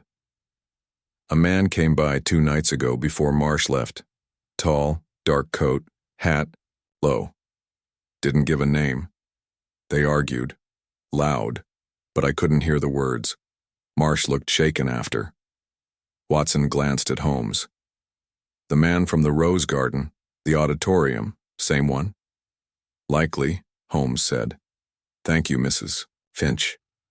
They left, the letters and score heavy in Holmes's pockets. Their next stop was the Lyceum, where the morning rehearsal was winding down, the chorus's voices fading into murmurs. Reginald Harrow met them, his face haggard, his hands wringing. "Mr. Holmes, the papers are vicious," he said. "They're saying Arabella eloped or worse. Any progress?" Holmes ignored the question. "I need to see the orchestra pit again, and I want to speak with anyone who knew Julian Marsh." Harrow led them to the pit, where the empty violin case still sat. Holmes examined it further, finding a hidden compartment in the lining. Inside was a small vial, half filled with a clear liquid. He sniffed it cautiously. "Chloral hydrate," he said. "The same sedative as Arabella's tea. Marsh was involved in her drugging. Or he was drugged too." Watson's jaw tightened. "You think they both fled or were taken?" Holmes didn't answer, his eyes scanning the pit. He found a scrap of paper tucked under a chair, its edge torn, matching the missing page from The Rose of Seville. It held a single line of music with a note in Arabella's hand. "For Jay, our secret." "This score is the key," Holmes said. "It's what someone wants hidden. Arabella's new opera, her partnership with Marsh. A betrayal, Watson, but by whom?" They sought out a chorus girl, Emily, who knew Marsh. She was young, with wide eyes and a nervous fidget. "Julian was sweet on Miss Vane," Emily whispered. "Kept it quiet, but I saw them talking, heads close in the wings. He was upset lately, said someone was threatening him. Someone high up, maybe Mr. Lang or Mr. Carver." Holmes's gaze sharpened. "Did he mention a man in a dark coat?" Emily nodded. "Once, after rehearsal. Said he saw a man watching him near the stage door. Thought it was about the new opera." They thanked her and returned to Baker Street, where Holmes analyzed the new clues. The vial's chloral hydrate matched. The teacups linking Marsh to the drugging. The score's torn page confirmed it was a target. Someone wanted it gone. The handkerchiefs, lipstick, and tobacco tied Marsh to the dressing room and rose garden. Marsh and Arabella were partners, Holmes said, but someone betrayed them.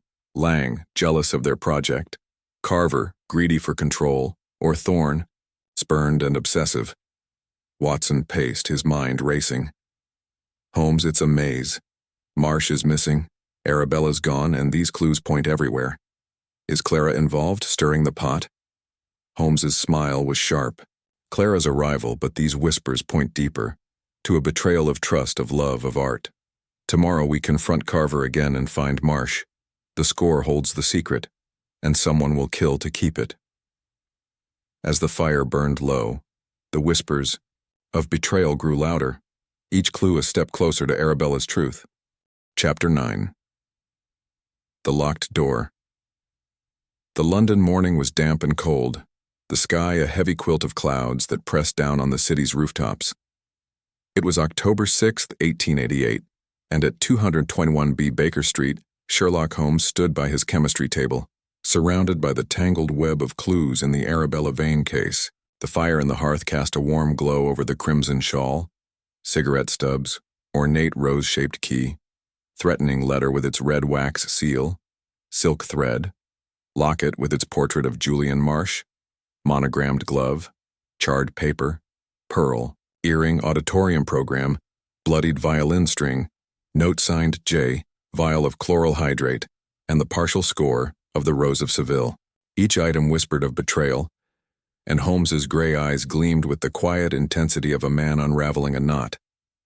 Dr. John Watson, finishing a hearty breakfast, watched his friend with a mix of hope and frustration.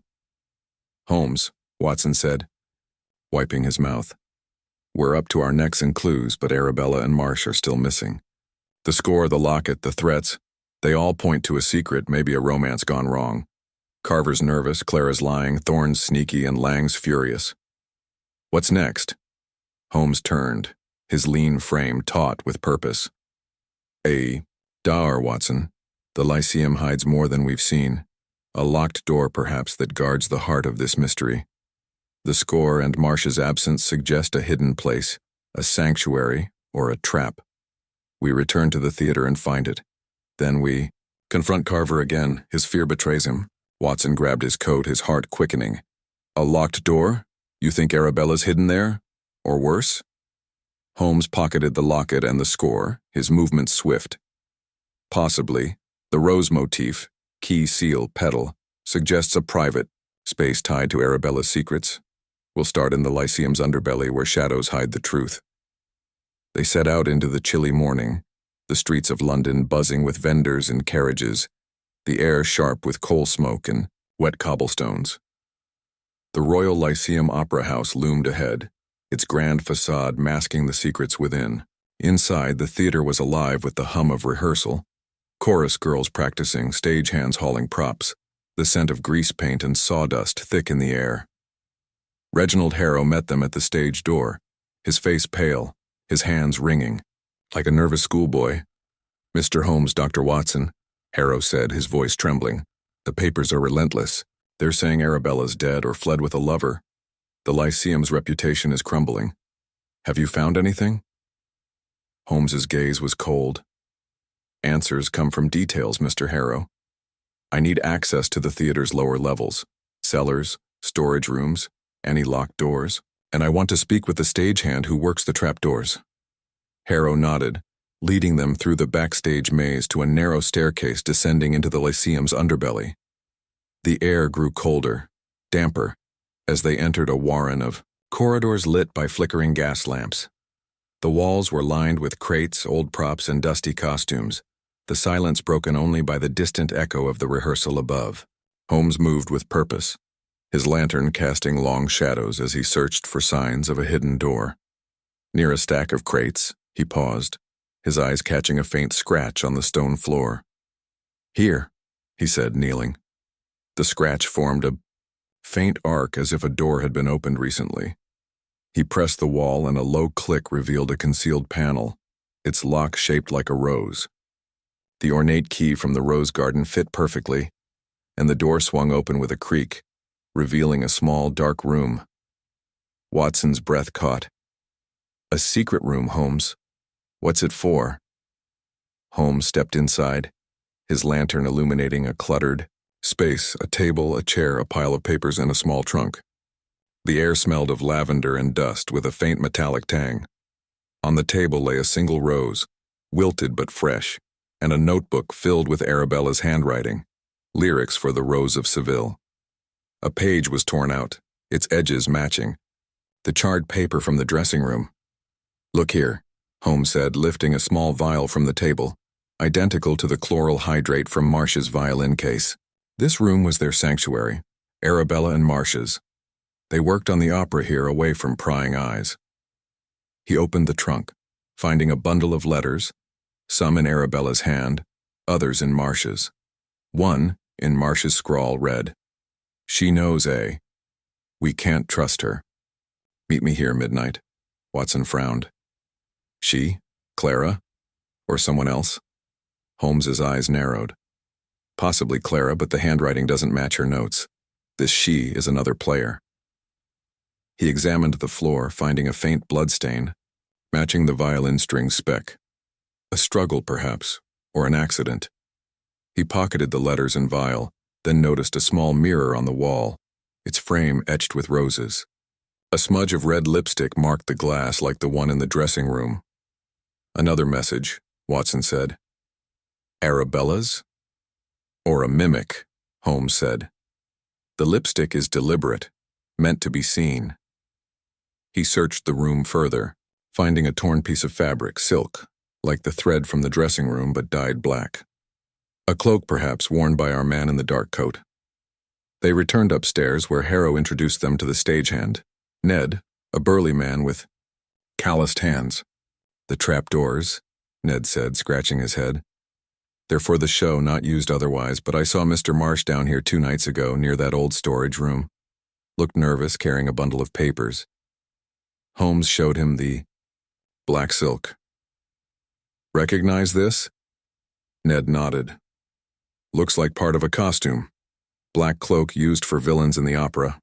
Kept in storage. Watson's eyes widened. The man in the dark coat, he's using a costume to hide. Holmes thanked Ned and led Watson to Carver's office, a cramped room off the Lyceum's main corridor. The publisher was there, his ink-stained fingers trembling as he sorted papers. Mr. Holmes, Carver said, his voice high, I told you, I don't know anything about Arabella's disappearance. Holmes held up the partial score. This, Mr. Carver, is the Rose of Seville, Arabella's project which you wanted control of. She refused you, didn't she? And you threatened her. Carver's face went white.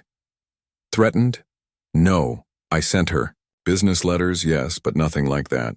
She was stubborn, wanted full control of the opera. I may have pushed too hard, but I didn't hurt her.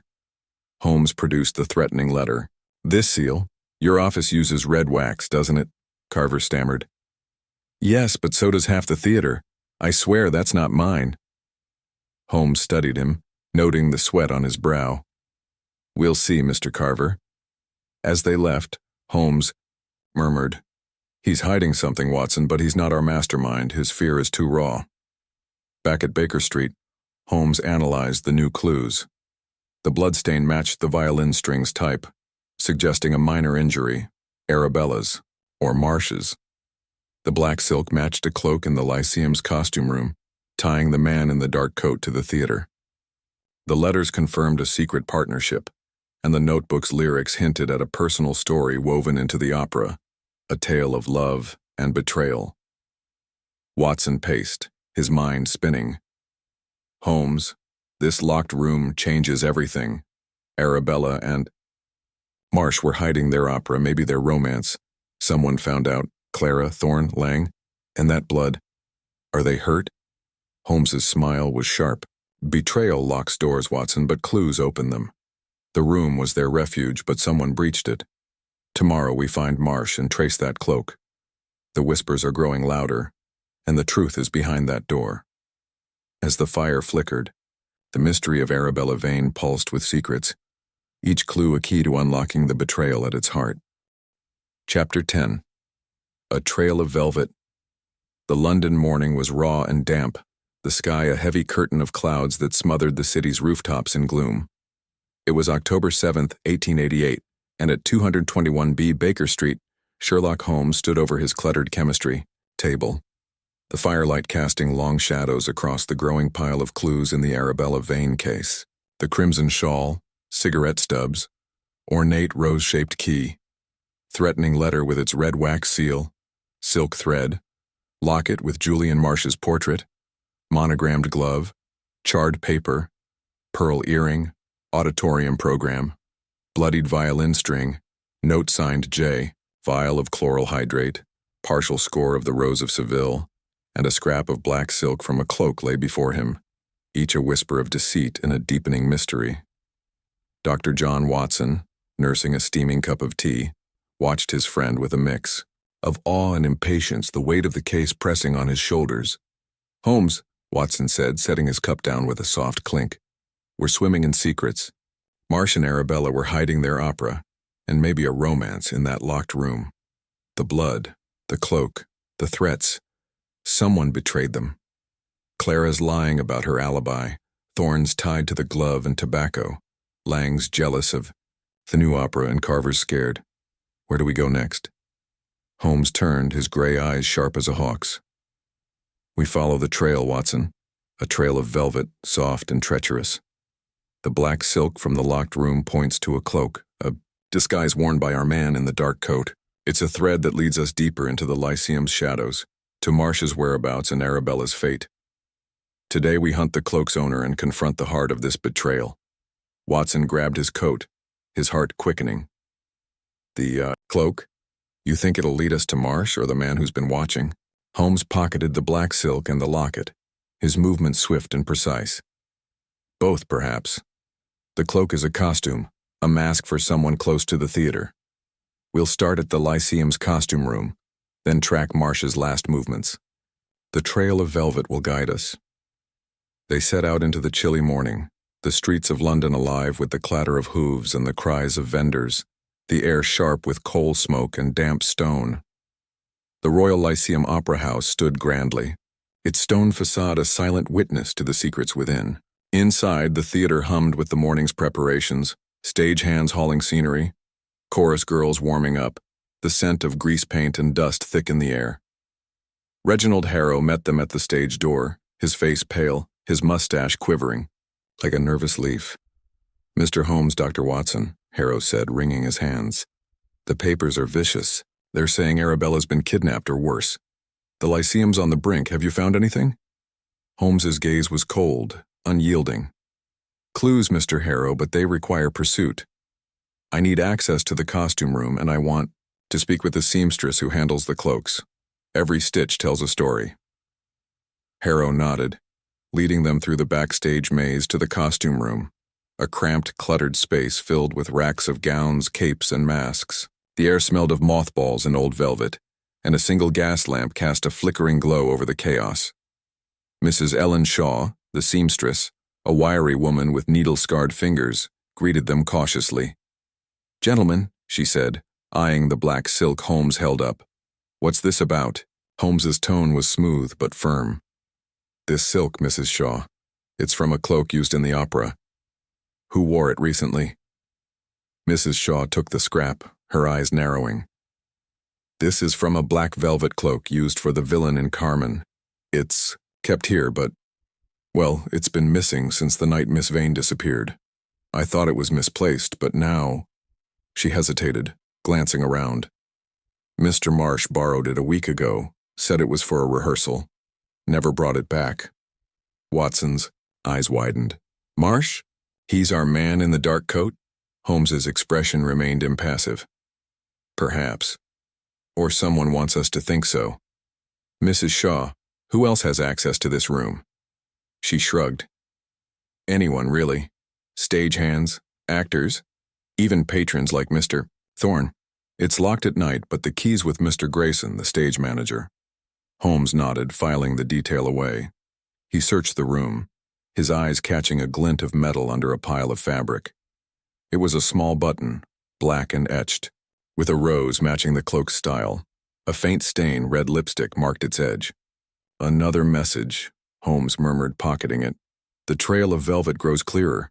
They moved to the stage where Holmes examined the trapdoor again, noticing a snag of black velvet caught in its hinge. The cloak was here, said, extracting the fabric. Worn during a hurried exit, perhaps through the trapdoor to the cellar. He opened the trapdoor, revealing a narrow ladder descending into darkness. Come, Watson. The trail leads below. The cellar was a damp, shadowy maze of crates and old props, the air heavy with mold and dust.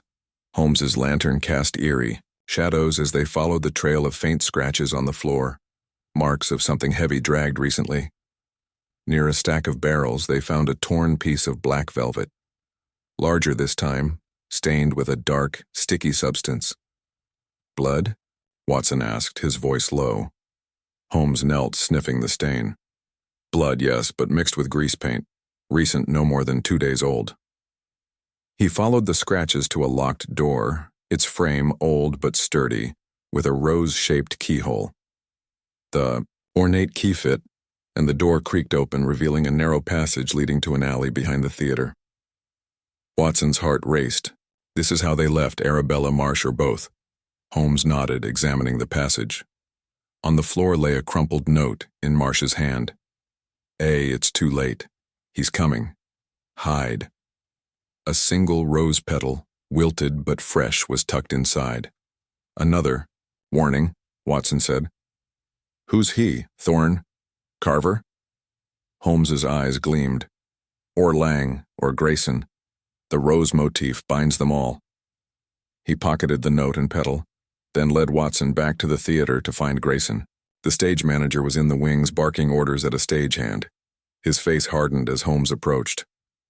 What now, Mr. Holmes? Grayson growled. I've got a show to run. Holmes held up the black velvet scrap. This cloak, Mr. Grayson. You have the costume room key. Where were you when it went missing? Grayson's fists clenched, his tobacco-stained breath sharp. I don't know nothing about a cloak.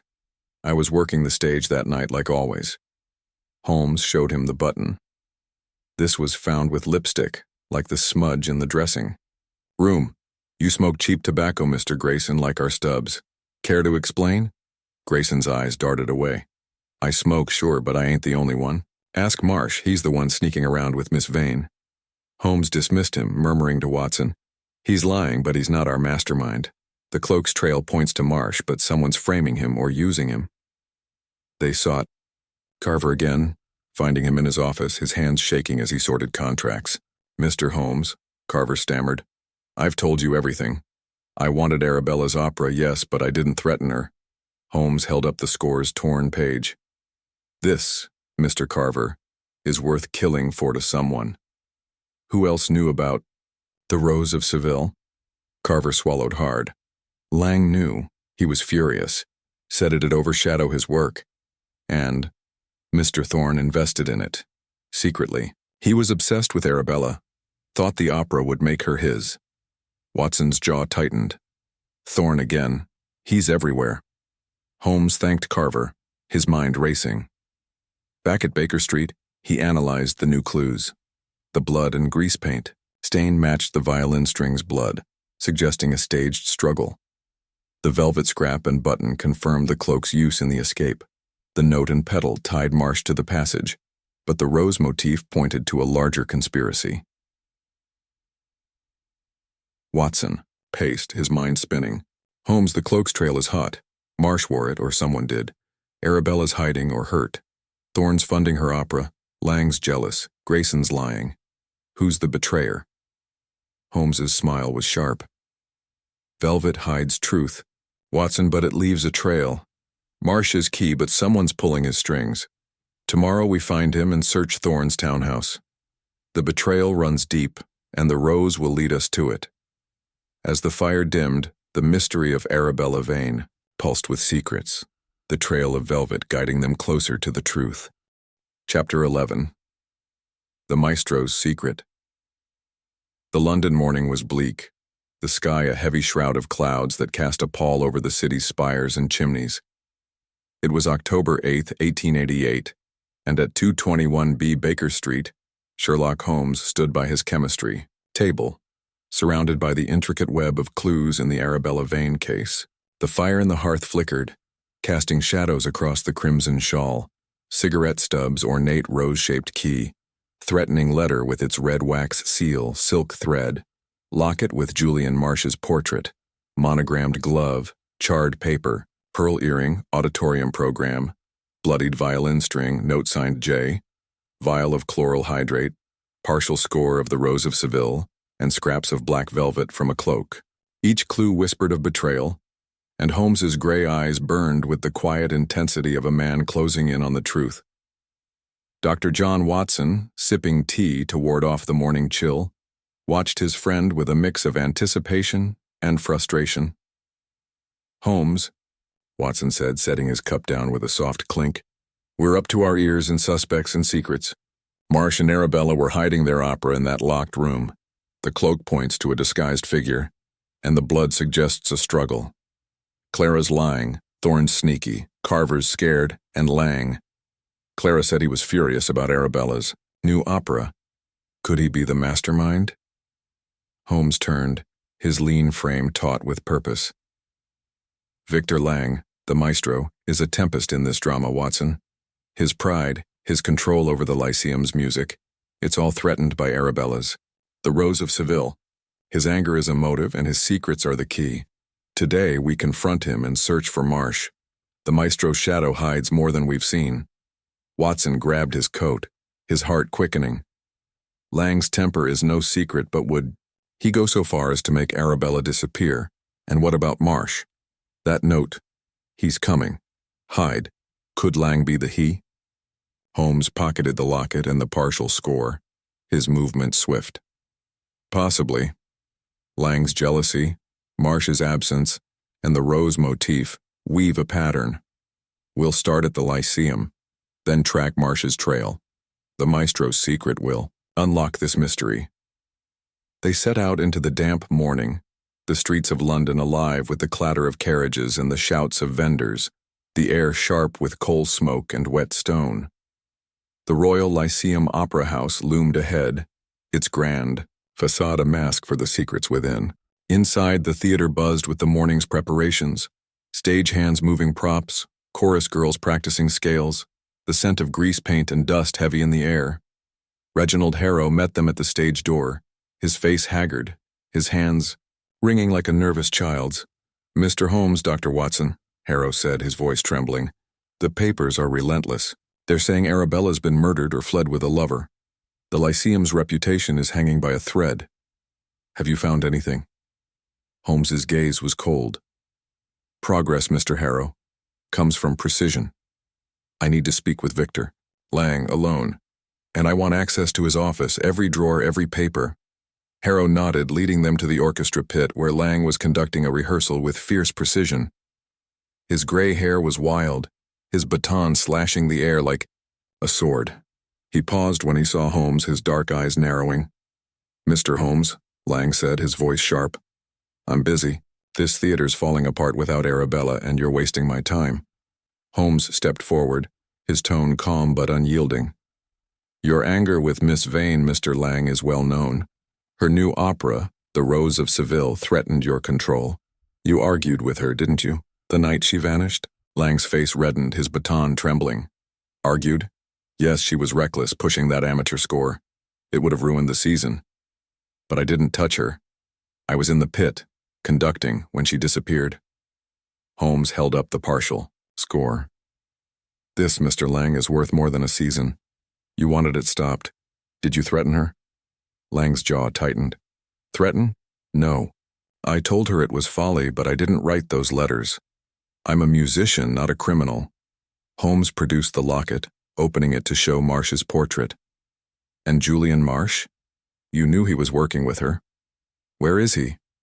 Lang's eyes flickered, a flash of unease. "Marsh? He's a nobody, a violinist who got too close to her. I saw them whispering, sneaking off to that locked room. He didn't show up for rehearsal that night. Called in sick. Good riddance." Watson's brow furrowed. "You didn't like him, did you? Jealous of their project?" Lang snorted. "Jealous? Of that drivel? I'm protecting this theater's legacy. He turned away, but Holmes noticed a faint smudge of red wax on his sleeve, matching the rose seal. "Careless," Holmes murmured, pocketing the locket. "Mr. Lang will need to see your office." Lang protested, but Harrow intervened, leading them to a small, cluttered room off the auditorium. The office was a chaos of sheet music, batons and ink bottles, the air thick with the scent of wax and tobacco. Holmes searched methodically, finding a hidden drawer in Lang's desk. Inside was a sealed letter, its red wax rose emblem unmistakable. The note, in the same angular hand as the threatening letter, read, "Stop the opera or you'll regret it." Watson's breath caught. "Lang's the one sending threats." Holmes's expression was grim. "Or someone wants us to think so." The wax matches, but the drawer was too easy to find. He examined the desk further, finding a small key, not rose-shaped but plain, tucked under a blotter. It smelled faintly of lavender and tobacco, cheap tobacco, like the cigarette stubs. "This key," Holmes said, "opens something in the theater. A box, a door, something Lang wanted hidden." He pocketed it and continued searching, finding a torn page of sheet music, its edges charred, matching the score's missing piece. The notes were annotated in Marsh's hand. For A, our dream. Watson's eyes widened. "Lang stole this, burned it to stop the opera." Holmes nodded. "Or took it from someone else. The trail of betrayal runs through him." They left the office, heading to the costume room to trace the black velvet cloak. Mrs. Shaw, the seamstress, confirmed the cloak was still missing, but she pointed them to a storage closet near the cellar, locked with a plain key. The key from Lang's desk fit, and the closet door swung open, revealing a pile of costumes and the black velvet cloak crumpled in a corner. A bloodstain, fresh and sticky, marked its hem, and a single rose petal clung to the fabric. Holmes knelt, sniffing the stain. Blood, mixed with grease paint, like the locked room. And this petal, Arabella's signature, or a taunt, Watson's. Heart raced. They were here. Arabella, Marsh, or both. This is where they went after the passage. Holmes searched the closet, finding a small notebook hidden in the cloak's lining. It contained lyrics for the Rose of Seville in Arabella's hand with a note, "Julian, he knows. We can't trust Lang." A smudge of lipstick marked the page, matching the dressing room's mirror. "Lang's the he," Watson said. "He betrayed them." Holmes's eyes gleamed. "Or he's a scapegoat. The clues are too neat, Watson. Like a stage set for us to find." They returned to the stage, where Holmes questioned a stagehand, Tom, who'd seen Lang near the cellar the night Arabella vanished. "He was carrying papers," Tom said, "and muttering about ruining everything," looked angry. Back at Baker Street, Holmes analyzed the new clues. The blood on the cloak matched the violin strings type, suggesting a minor injury. The key and wax tied Lang to the threats, but the notebook's note pointed to his knowledge of the opera. The lipstick smudge confirmed Arabella's presence, or someone mimicking her. Watson paced, his mind spinning. Holmes, Lang's at the center. He hated the opera, hated Marsh. Did he hurt them both? Holmes's smile was sharp. "The maestro's secret is pride, Watson. But someone's using it against him. Tomorrow we find Marsh and search Thorne's townhouse. The trail of velvet leads to blood, and the rose to betrayal." As the fire dimmed, the mystery of Arabella Vane pulsed with secrets, the maestro's shadow hiding a truth that Holmes was determined to uncover. Chapter 12. Echoes of a Past Performance. The London morning was shrouded in a thin, ghostly mist, the kind that clung to the cobblestones and dulled the city's clamor. It was October 9th, 1888, and at 221B Baker Street, Sherlock Holmes stood by the window, his sharp gray eyes scanning the street below. The fire in the hearth cast a warm glow over the cluttered sitting room, where the clues of the Arabella Vane case lay scattered across his chemistry table. The note from the rose garden, crimson shawl, cigarette stubs, ornate rose-shaped key, threatening letter with its red wax seal, silk thread, locket with Julian Marsh's portrait, monogrammed glove, charred paper, pearl earring, auditorium program, bloodied violin string, note signed J, vial of chloral hydrate, partial score. of the Rose of Seville and scraps of black velvet cloak. Each was a fragment of a larger truth, whispering of betrayal and secrets. Dr. John Watson, finishing a hearty breakfast, watched his friend with a mix of hope and exasperation, the weight of the case heavy on his mind. "Holmes," Watson said, pushing his plate aside, "we're tangled in a web of lies. Lang's got the motive, jealousy over Arabella's opera, and the wax on his sleeve ties him to the threats. Marsh is missing, his locket and notes point to a secret with Arabella, and that cloak suggests someone's playing a part. Clara's alibi is shaky, thorns everywhere, and Carver's scared stiff. What's next?" Holmes turned, his lean frame taut with purpose. "The past, Watson. Arabella's disappearance echoes a performance from her history, a role, a scandal, or a secret that someone once buried. The score of the Rose of Seville is more than music, it's a story, and its roots lie in her past. Today we search Thorne's townhouse and dig into Arabella's early career. The echoes will lead us to Marsh, and the truth." Watson grabbed his coat, his pulse quickening. "Her past? You think this is about something before the Lyceum?" Holmes pocketed the locket and the partial score, his movements swift. "I'm certain of it. The rose motif, the threats, the hidden room, they point to a personal vendetta, tied to a performance that left scars. We'll start with Thorne, then visit the Lyceum's archives for records of Arabella's first roles."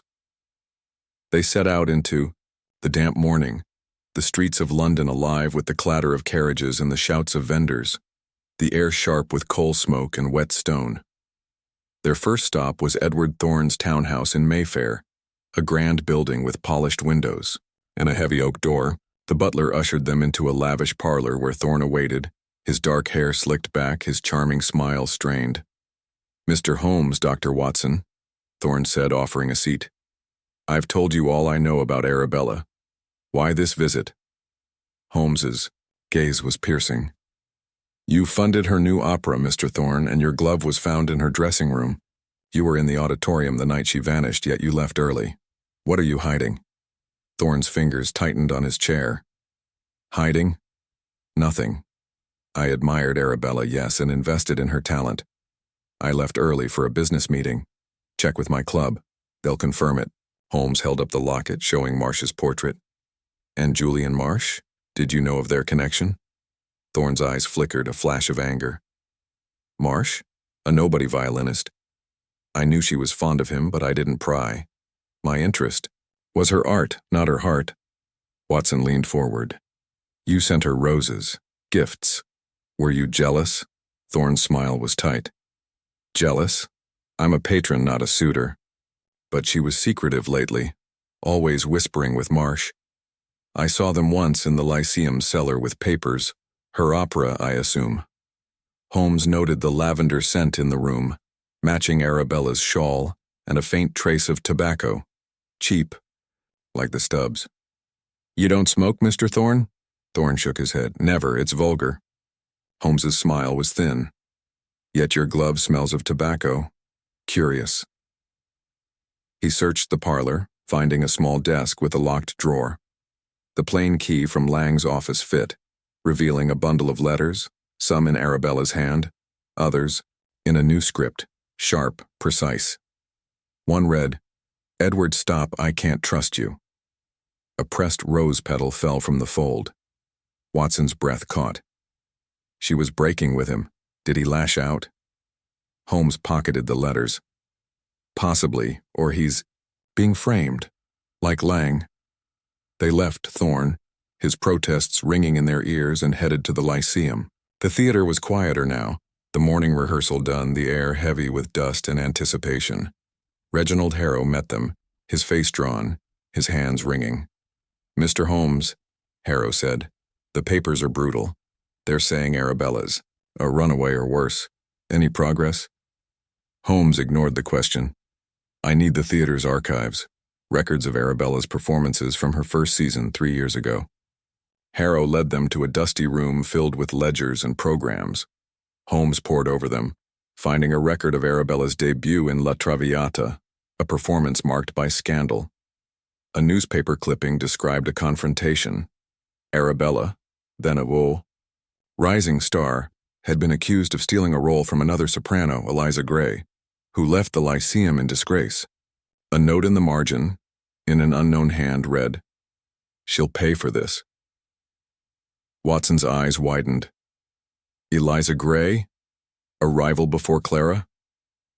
Holmes nodded. A shadow from her past. Eliza's departure was sudden, and Arabella rose to fame. If she's back, she has motive.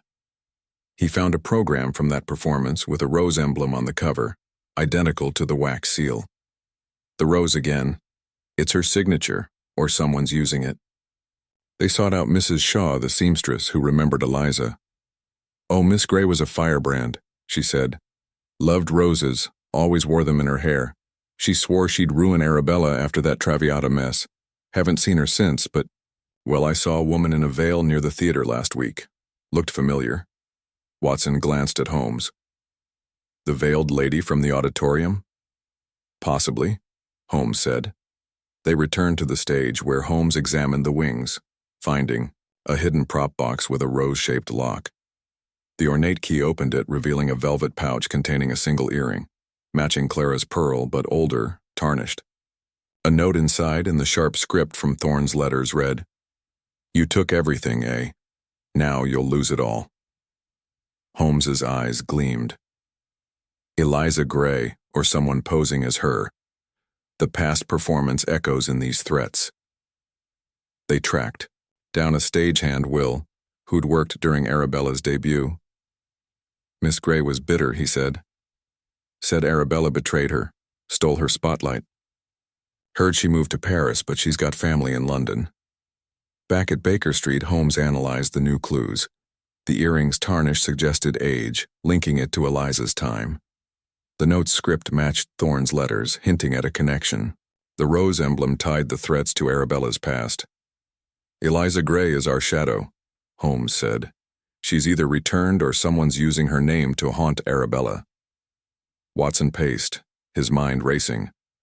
Holmes, this past performance explains everything, the roses, the threats. Is Eliza working with Lang? Thorne? Holmes's smile was sharp. "Echoes carry truth, Watson. Eliza's betrayal or its shadow drives this plot. Tomorrow we find her and Marsh. The past will sing, and we'll hear its secrets." As the fire dimmed, the mystery of Arabella Vane pulsed with echoes, each clue a note in a long-forgotten performance. Chapter 13. The Phantom's Footsteps. The London morning was cloaked in a thin, eerie mist, the kind that blurred the edges of the city's gas lamps and muffled its morning clamor. It was October 10th, 1888, and at 221B Baker Street, Sherlock Holmes stood over his chemistry table, surrounded by the tangled web of clues in the Arabella Vane case. The fire in the hearth cast flickering shadows across the crimson shawl, cigarette stubs, ornate rose-shaped key, threatening letter with its red wax seal, silk thread, locket with Julian Marsh's portrait, monogrammed glove, charred paper, pearl earring, auditorium program, bloodied violin string, note signed J, vial of chloral hydrate, partial score of the Rose of Seville, black velvet cloak scraps, and the tarnished earring linked to Eliza Gray. Each clue was a footstep in a shadowy dance, and Holmes's gray eyes gleamed with the quiet intensity of a hunter tracking a phantom. Dr. John Watson, sipping strong tea to shake off the chill, watched his friend with a mix of anticipation and weariness. "Holmes," Watson said, setting his cup down with a soft clink. "We're chasing ghosts now. Eliza Gray's past betrayal explains the roses, the threats, but where's Arabella? Marsh is still missing, Lang's hiding something, Clara's lying, Thorne's slippery, and Carver's scared. And this veiled lady, Gray maybe. Who's pulling the strings?" Holmes turned, his lean frame taut with purpose. "A phantom, Watson. A figure who moves unseen, leaving footsteps in the shadows. Eliza Gray's echo haunts this case.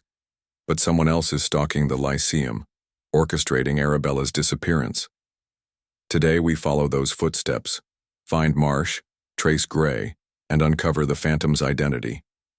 The trail begins in the alleys behind the theater. Watson grabbed his coat, his pulse quickening. The alleys?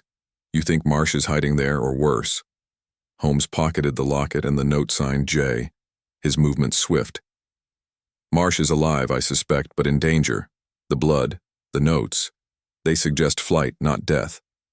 Gray's shadow points to revenge, but the phantom's footsteps are fresher. We'll start where the velvet cloak led us, the alley passage. They set out into the damp morning, the streets of London stirring with vendors and carriages, the air sharp, with coal smoke and wet cobblestones. The Royal Lyceum Opera House loomed ahead, its grand facade hiding the secrets within. They bypassed the main entrance, heading to the narrow alley where the hidden passage from the cellar emerged. The mist clung to the walls, and the ground was slick with mud, marked by faint footprints, small, like a woman's, and larger, heavy boots. Holmes knelt, his lantern casting a pale glow. 2 sets of prints, Watson. The woman's match Arabella's shoes from the rose garden, pointed heel, delicate. The man's are new but worn, like Marsh's boots from his lodgings. They fled this way recently. He followed the prints to a pile of crates where a scrap of black velvet lay, torn and damp with a faint bloodstain. Watson's breath caught. The cloak again, and blood. Another struggle? Holmes sniffed the stain. Blood, yes, but diluted by rain. Not fresh, but no older than 2 days. Grease paints mixed in like before, a staged wound perhaps. He searched the crates, finding a small, crumpled note in Marsh's hand. A, he's close. The old warehouse. Don't trust E. A wilted rose petal was tucked inside. Watson frowned. E? Eliza Gray? Or Edward Thorne? Holmes's eyes narrowed. Either, or someone else.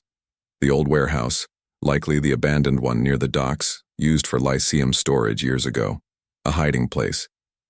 He pocketed the note and petal, then examined the alley further, finding a small tarnished ring half buried in the mud.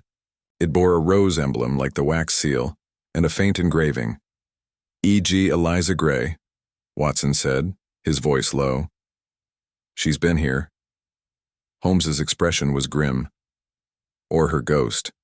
The ring is old, but its placement is new. Another clue. Left for us. They headed to the Lyceum to gather more information, entering through the stage door. The theater was alive with the hum of rehearsal, but the air was thick with tension, whispers of Arabella's fate swirling among the stagehands. Reginald Harrow met them, his face pale, his hands wringing. Mr. Holmes, Dr. Watson, Harrow said, his voice trembling. The papers are savage. They're calling it a murder now. The Lyceum's done for if you don't find her. Any progress? Holmes's gaze was cold. Footsteps, Mr. Harrow. I need to speak with anyone who knew Eliza Gray. Stagehands, chorus girls, anyone from her. Time 3 years ago. And I want access to the old warehouse records. Harrow scurried off, returning with a chorus girl, Sarah, who'd worked during Eliza's era. She was slight, with nervous eyes, twisting a handkerchief. Miss Gray was a star, Sarah said softly. Till Arabella came. They fought over La Traviata. Eliza said Arabella stole her role, her future. She left for Paris, swearing revenge. Loved roses, always wore them. I saw a woman like her last week, veiled, near the alley. Gave me the chills. Watson glanced at Holmes. The veiled lady again. She's stalking Arabella. Holmes nodded. Sarah, did Eliza know Julian Marsh? Sarah frowned. Not well, but he was a young violinist then, just starting. He admired Arabella, followed her like a puppy. Eliza didn't like him, called him a dreamer. Holmes thanked her and turned to the warehouse records, finding an old ledger listing the dockside building as a storage site for props until 2 years ago. A note in Lang's hand read, "Clear it out. Too many ghosts." Lang knew about it, Holmes murmured. A place to hide. Or trap. They headed to the docks, the mist thickening as they neared the Thames, its muddy scent mingling with tar and salt. The old warehouse was a crumbling giant, its windows boarded, its door padlocked. The plain key from Lang's office fit, and the lock clicked open, revealing a dark, cavernous space filled with dusty crates and old scenery. The air was heavy, and faint footsteps echoed in the silence. Recent, leading to a corner piled with canvas. Holmes followed the trail, his lantern casting eerie shadows. Behind the canvas, they found a makeshift camp, a blanket, a lantern, and a violin case, empty but marked with Marsh's initials. A blood-stained rag lay nearby, the blood fresh, mixed with grease paint. A notebook, open on the floor, held lyrics, for the Rose of Seville, with a note in Arabella's hand. "Jay, he found us. Run." Watson's heart raced. They were here, Arabella and Marsh. But where now? Holmes examined the rag, finding a small silver hairpin etched with a rose. "Eliza's, or a mimic," he said, the blood staged again, meant to scare or mislead. He searched the camp, finding a torn letter in a new hand, sharp like thorns.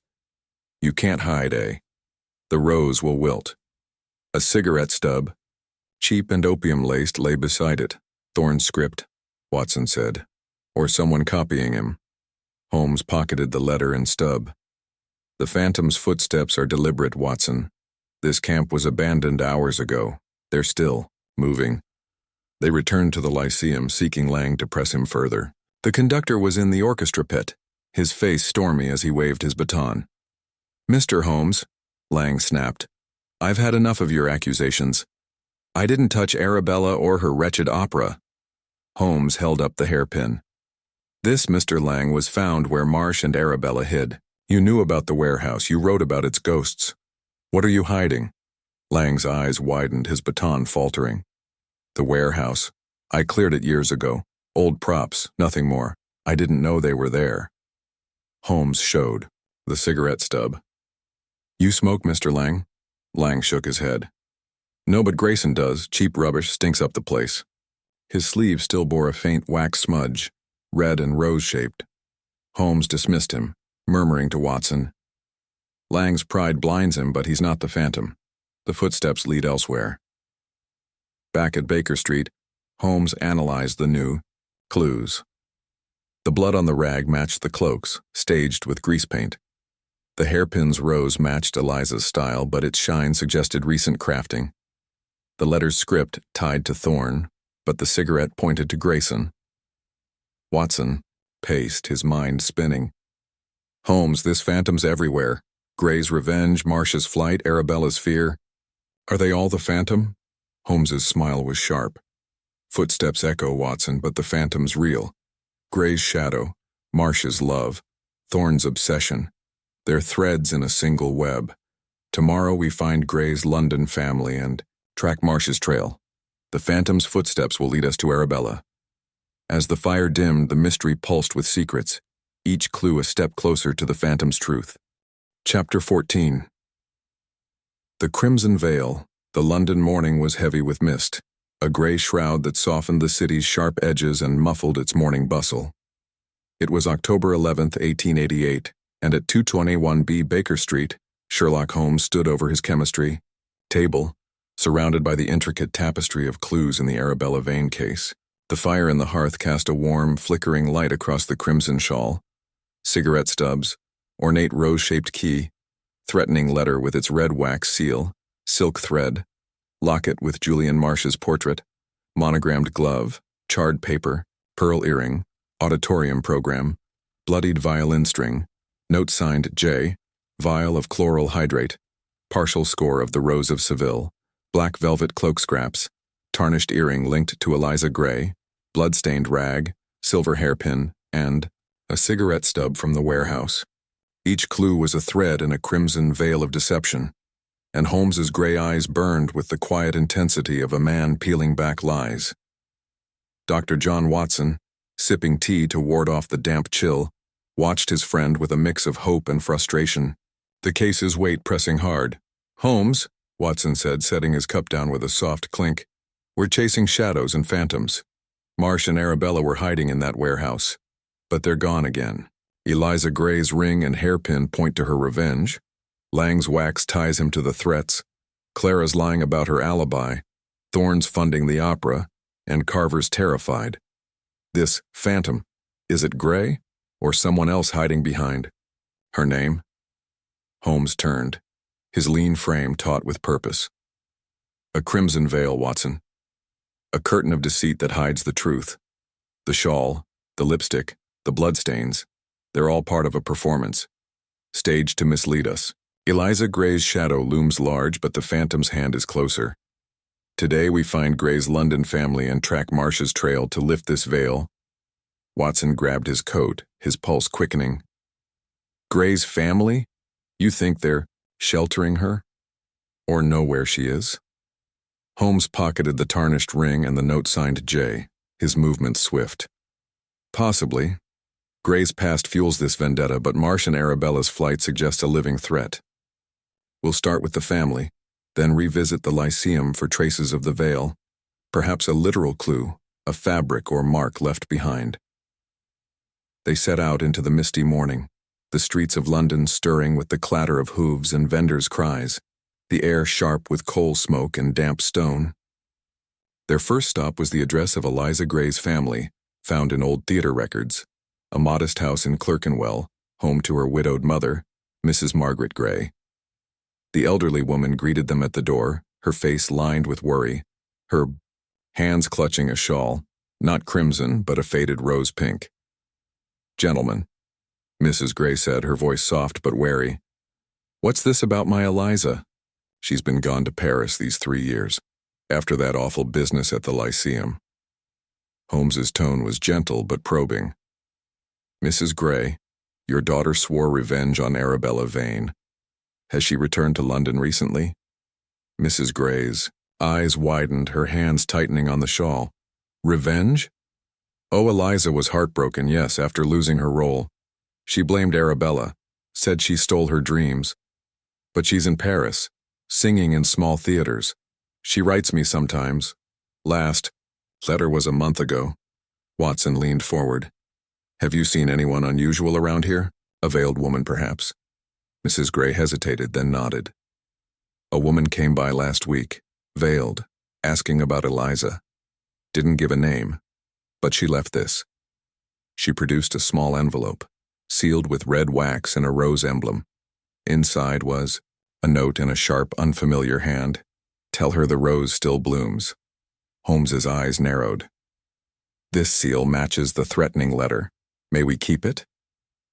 Mrs. Gray nodded, and Holmes pocketed the note, noting the faint scent of lavender and tobacco, cheap, like the stubs. He searched the parlor, finding a photograph of Eliza, young and radiant with a rose in her hair. Her face bore a striking resemblance to the veiled lady's description. Sharp cheekbones, dark eyes. Watson's breath caught. "It's her, Holmes. She's back." Holmes's expression was grim. "Or someone's using her image. The note's hand doesn't match Eliza's letters from the archives. A mimic, perhaps." They thanked Mrs. Gray and headed to the Lyceum, the mist thickening as they neared the theater. The grand facade loomed, its stone walls hiding a labyrinth of secrets. Inside, the air was heavy with grease paint and dust, the morning rehearsal just ending. Reginald Harrow met them, his face pale, his hands wringing. "Mr. Holmes, Dr. Watson," Harrow said, his voice trembling. "The papers are vicious. They're saying Arabella's been killed. The Lyceum's reputation is in tatters. Any progress?" Holmes's gaze was cold. "Clues, Mr. Harrow. I need access to the prop room again, and I want to speak with the lighting crew who worked the night Arabella vanished." Harrow led them to the prop room, a cluttered space filled with fake swords, crowns, and fabrics. Holmes searched for anything crimson, his eyes catching a folded cloth in a corner, a veil sheer and red like a lighter version of the shawl. It bore a faint blood stain diluted by dampness and a smudge of red lipstick. A single rose petal, wilted but fresh, was caught in its folds. Watson's eyes widened. "The crimson veil, literal then, Arabella's?" Holmes sniffed the stain. Blood staged with grease paint like the cloak and rag. The lipstick matches the dressing room smudge. This veil was worn recently by Arabella or someone posing as her.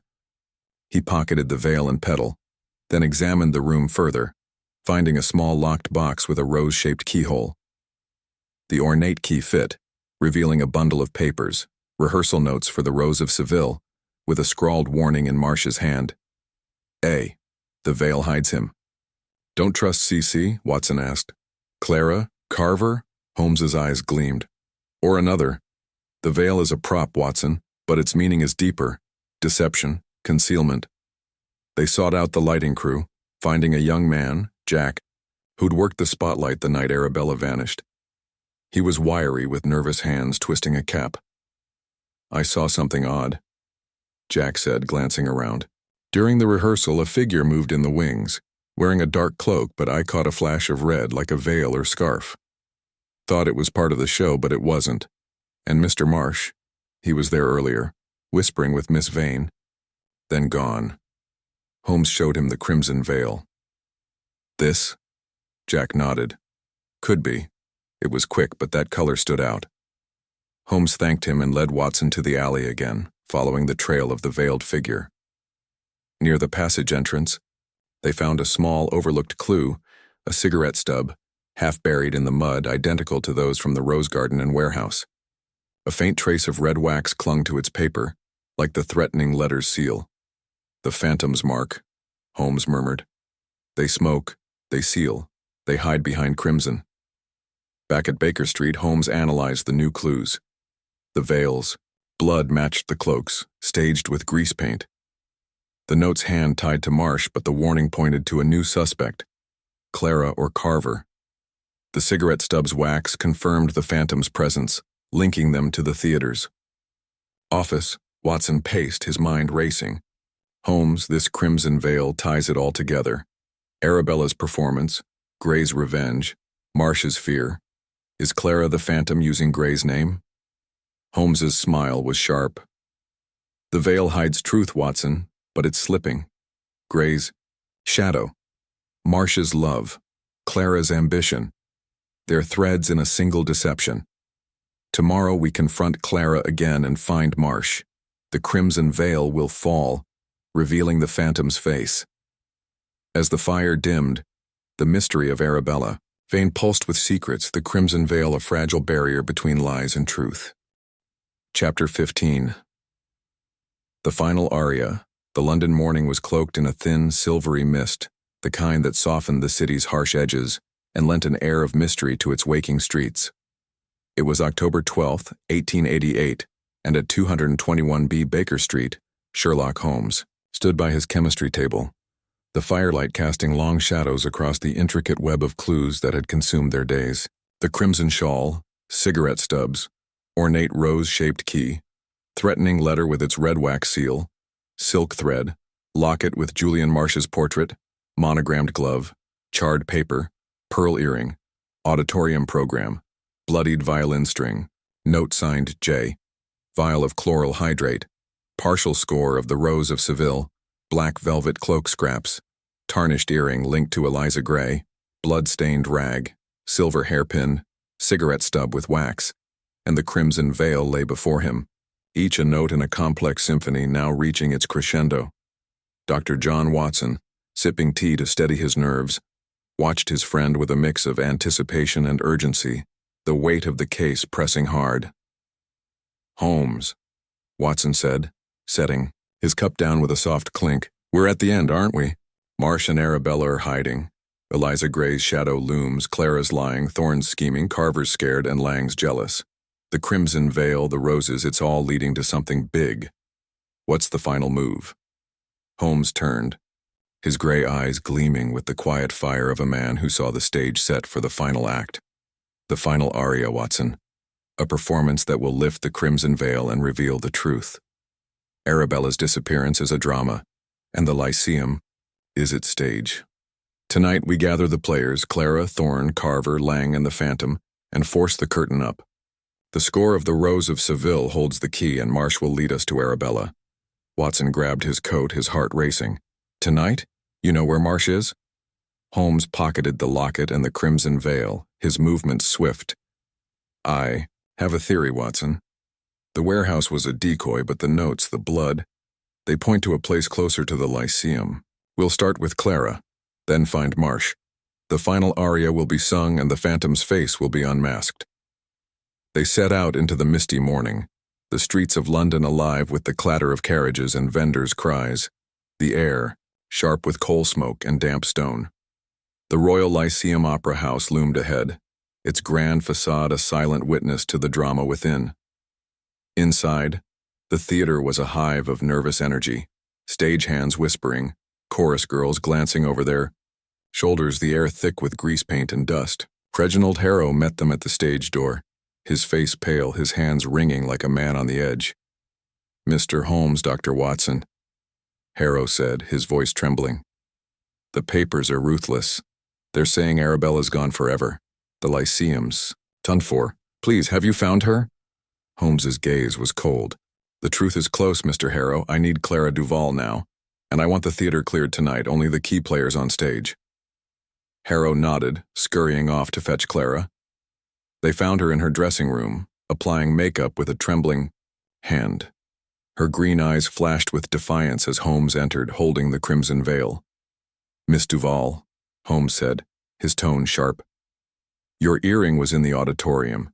Your alibi is false, and this veil was found with your lipstick shade. You're part of this performance. Where are Arabella and Marsh?" Clara's hand froze, her mirror reflecting a flicker of fear. "I told you I didn't hurt her. Yes, I was in the auditorium. I followed her, saw her with Marsh. They were planning that opera, shutting me out. I was jealous, but I didn't do anything." Holmes held up the note signed J. "This warns of a C." "You?" Clara shook her head, tears welling. "No, I saw them in the cellar, whispering. I heard Marsh say someone was after them, someone high up, maybe Lang or Thorne. I found the veil in the prop room later, thought it was hers. I kept quiet, hoping she'd stay gone." Watson's jaw tightened. "You wanted her role." Clara's voice broke. "Yes, but not like this. I saw a woman, veiled, near the alley that night. I thought it was Arabella.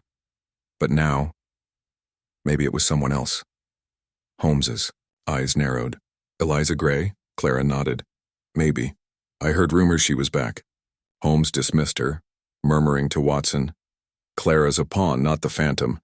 Her jealousy blinds her, but she's seen the truth."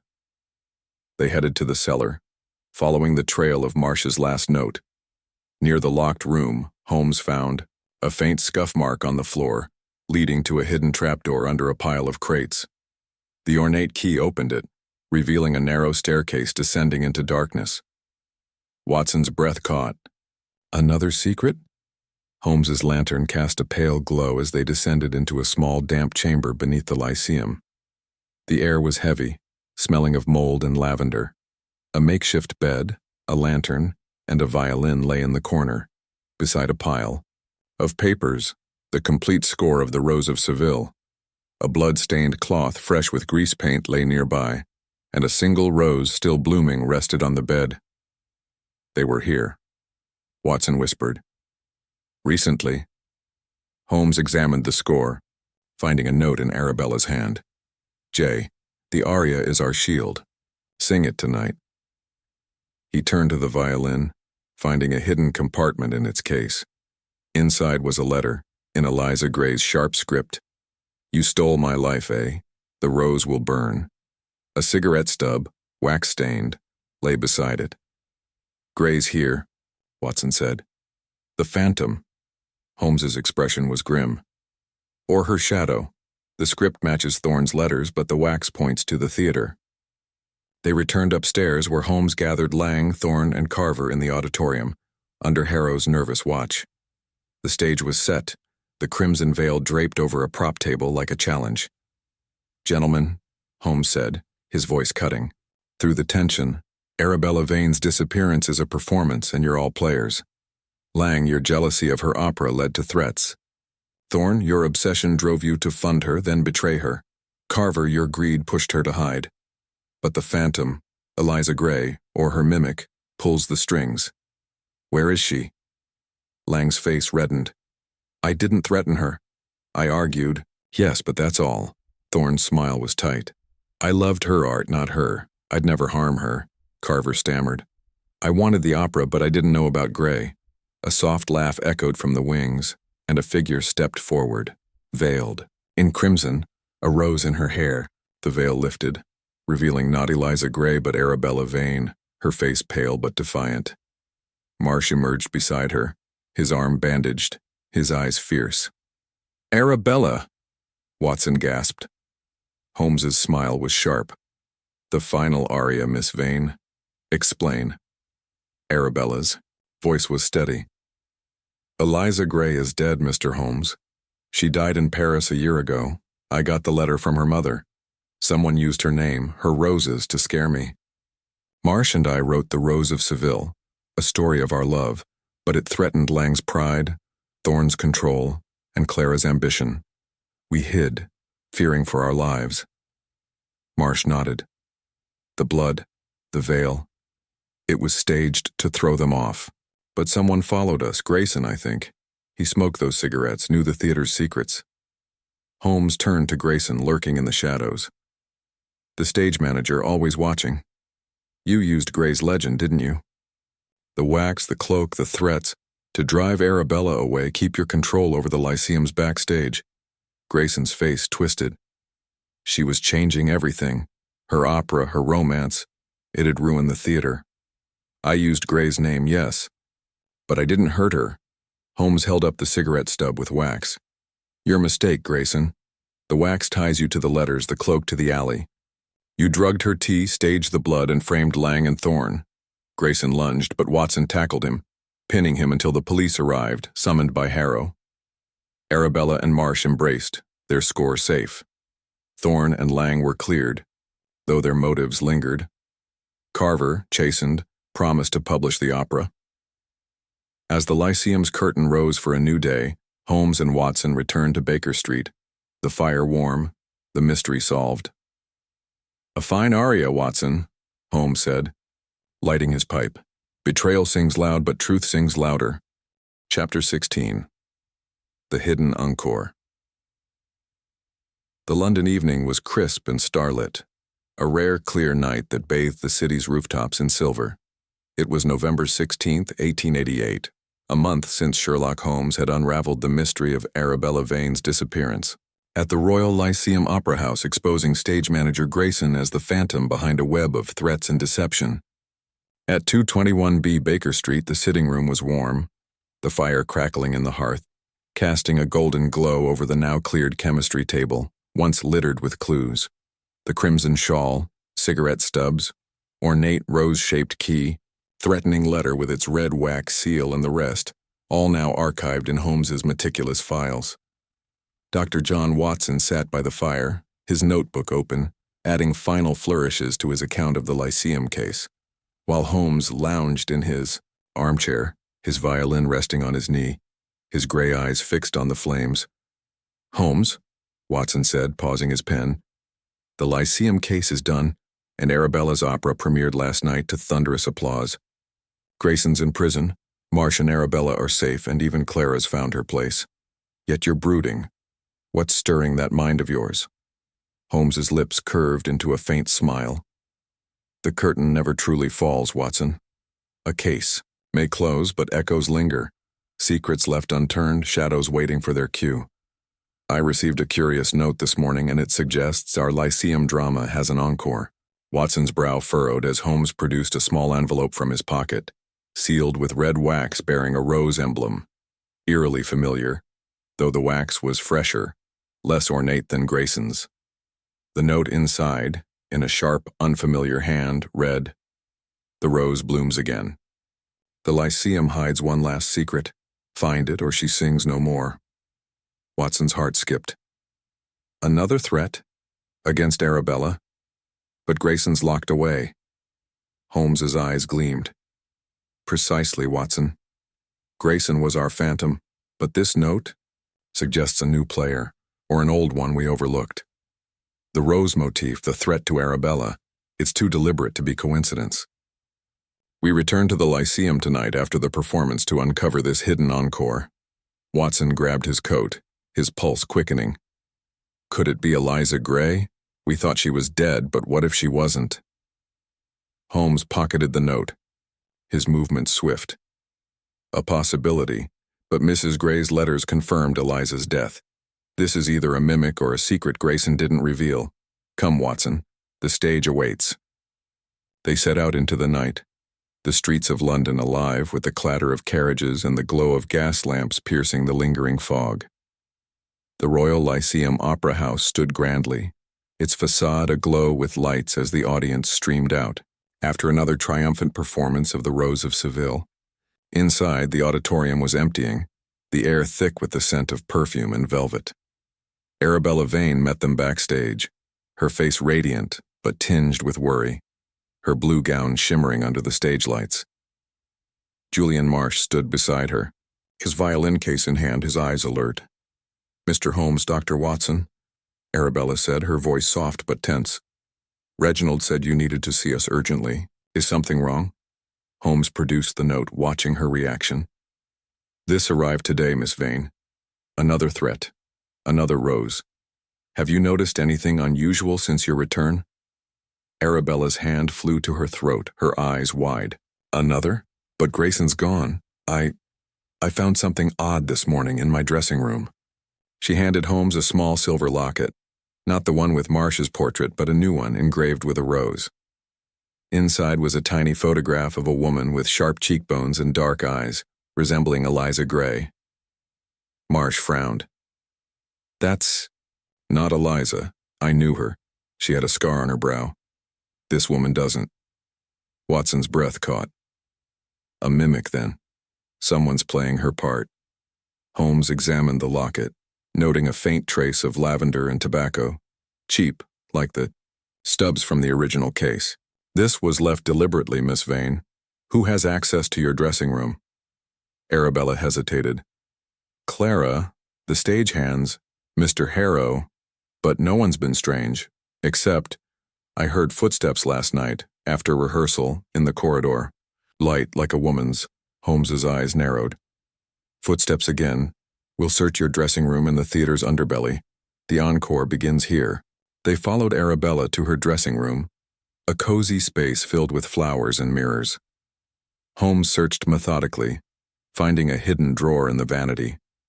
Inside was a single sheet of music, a new page from The Rose of Seville, not part of the premiered score, with lyrics in Arabella's hand. "The shadow sings, the rose will fall." A smudge of red lipstick marked the corner, like the crimson veil's stain. Watson's eyes widened.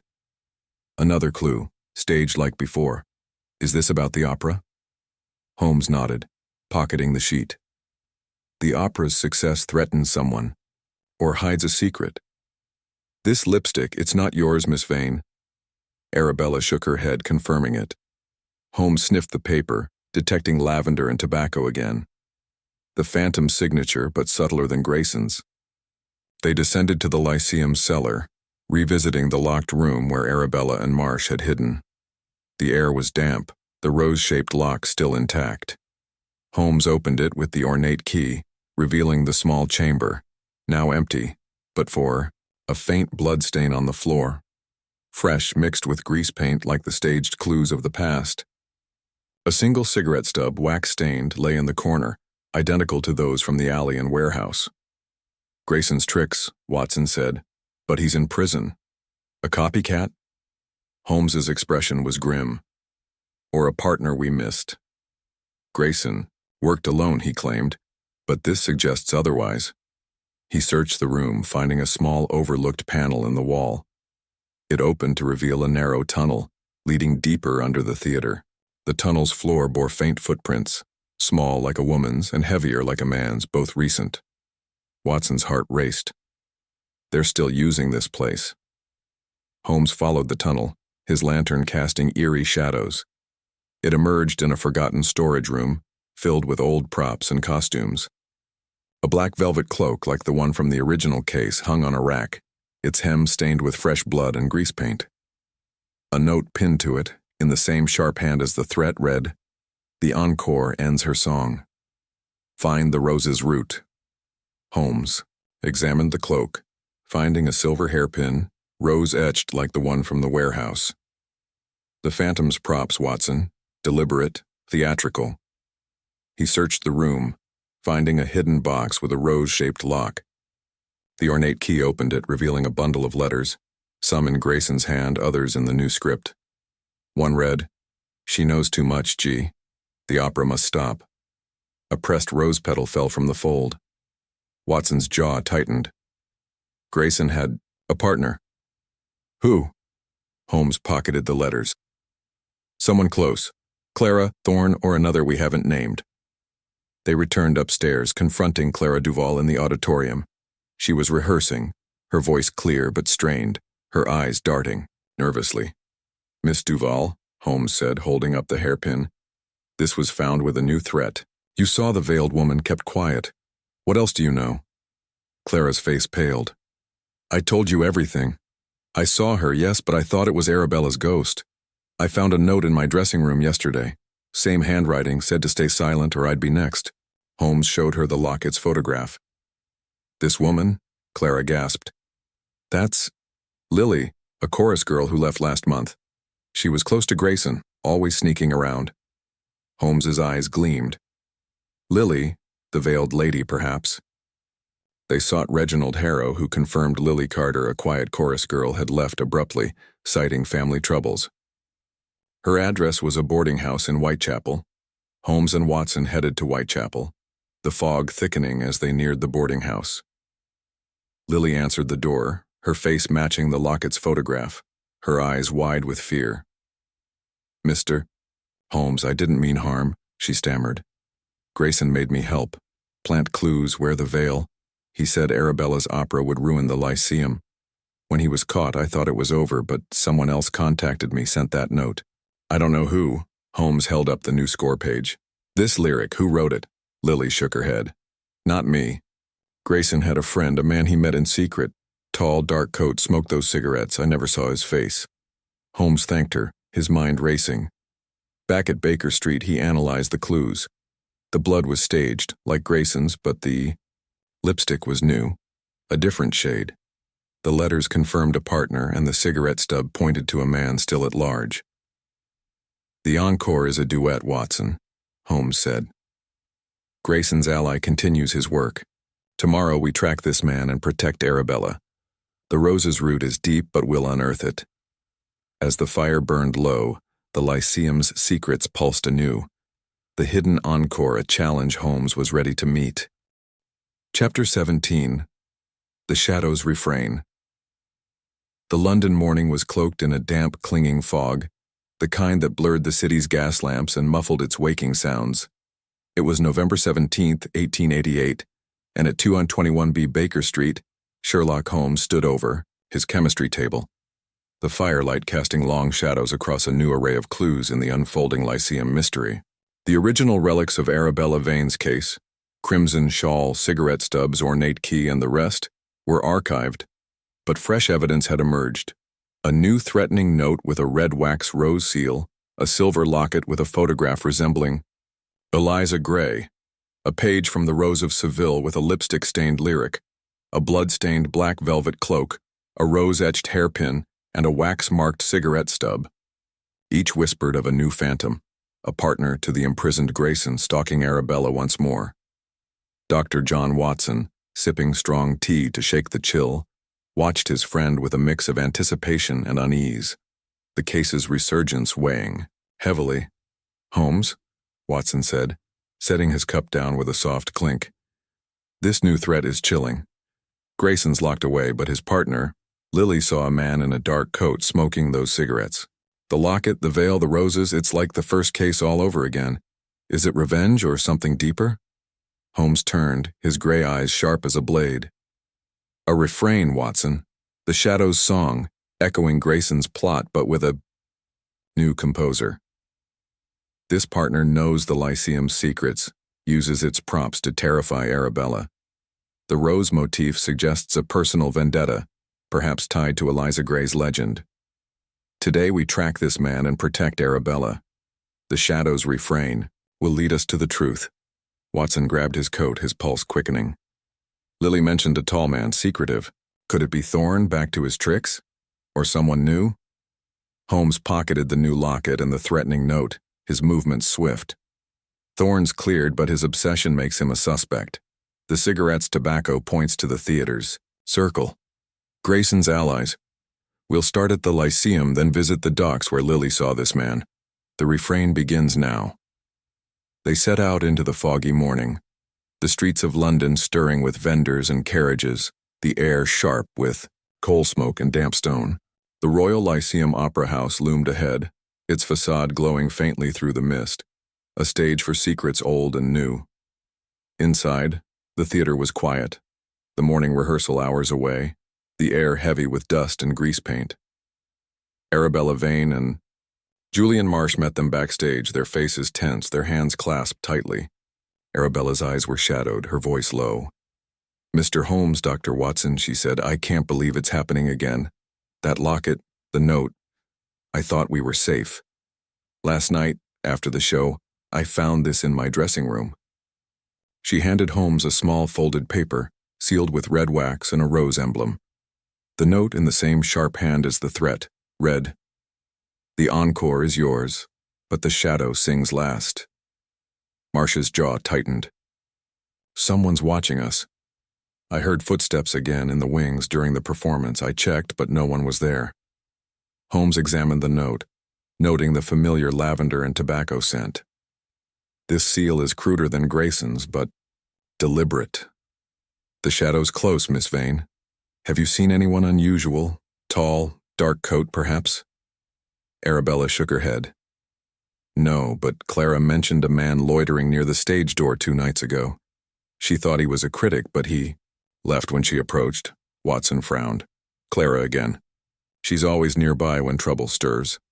Holmes's eyes narrowed. "We'll speak with her, but first the stage."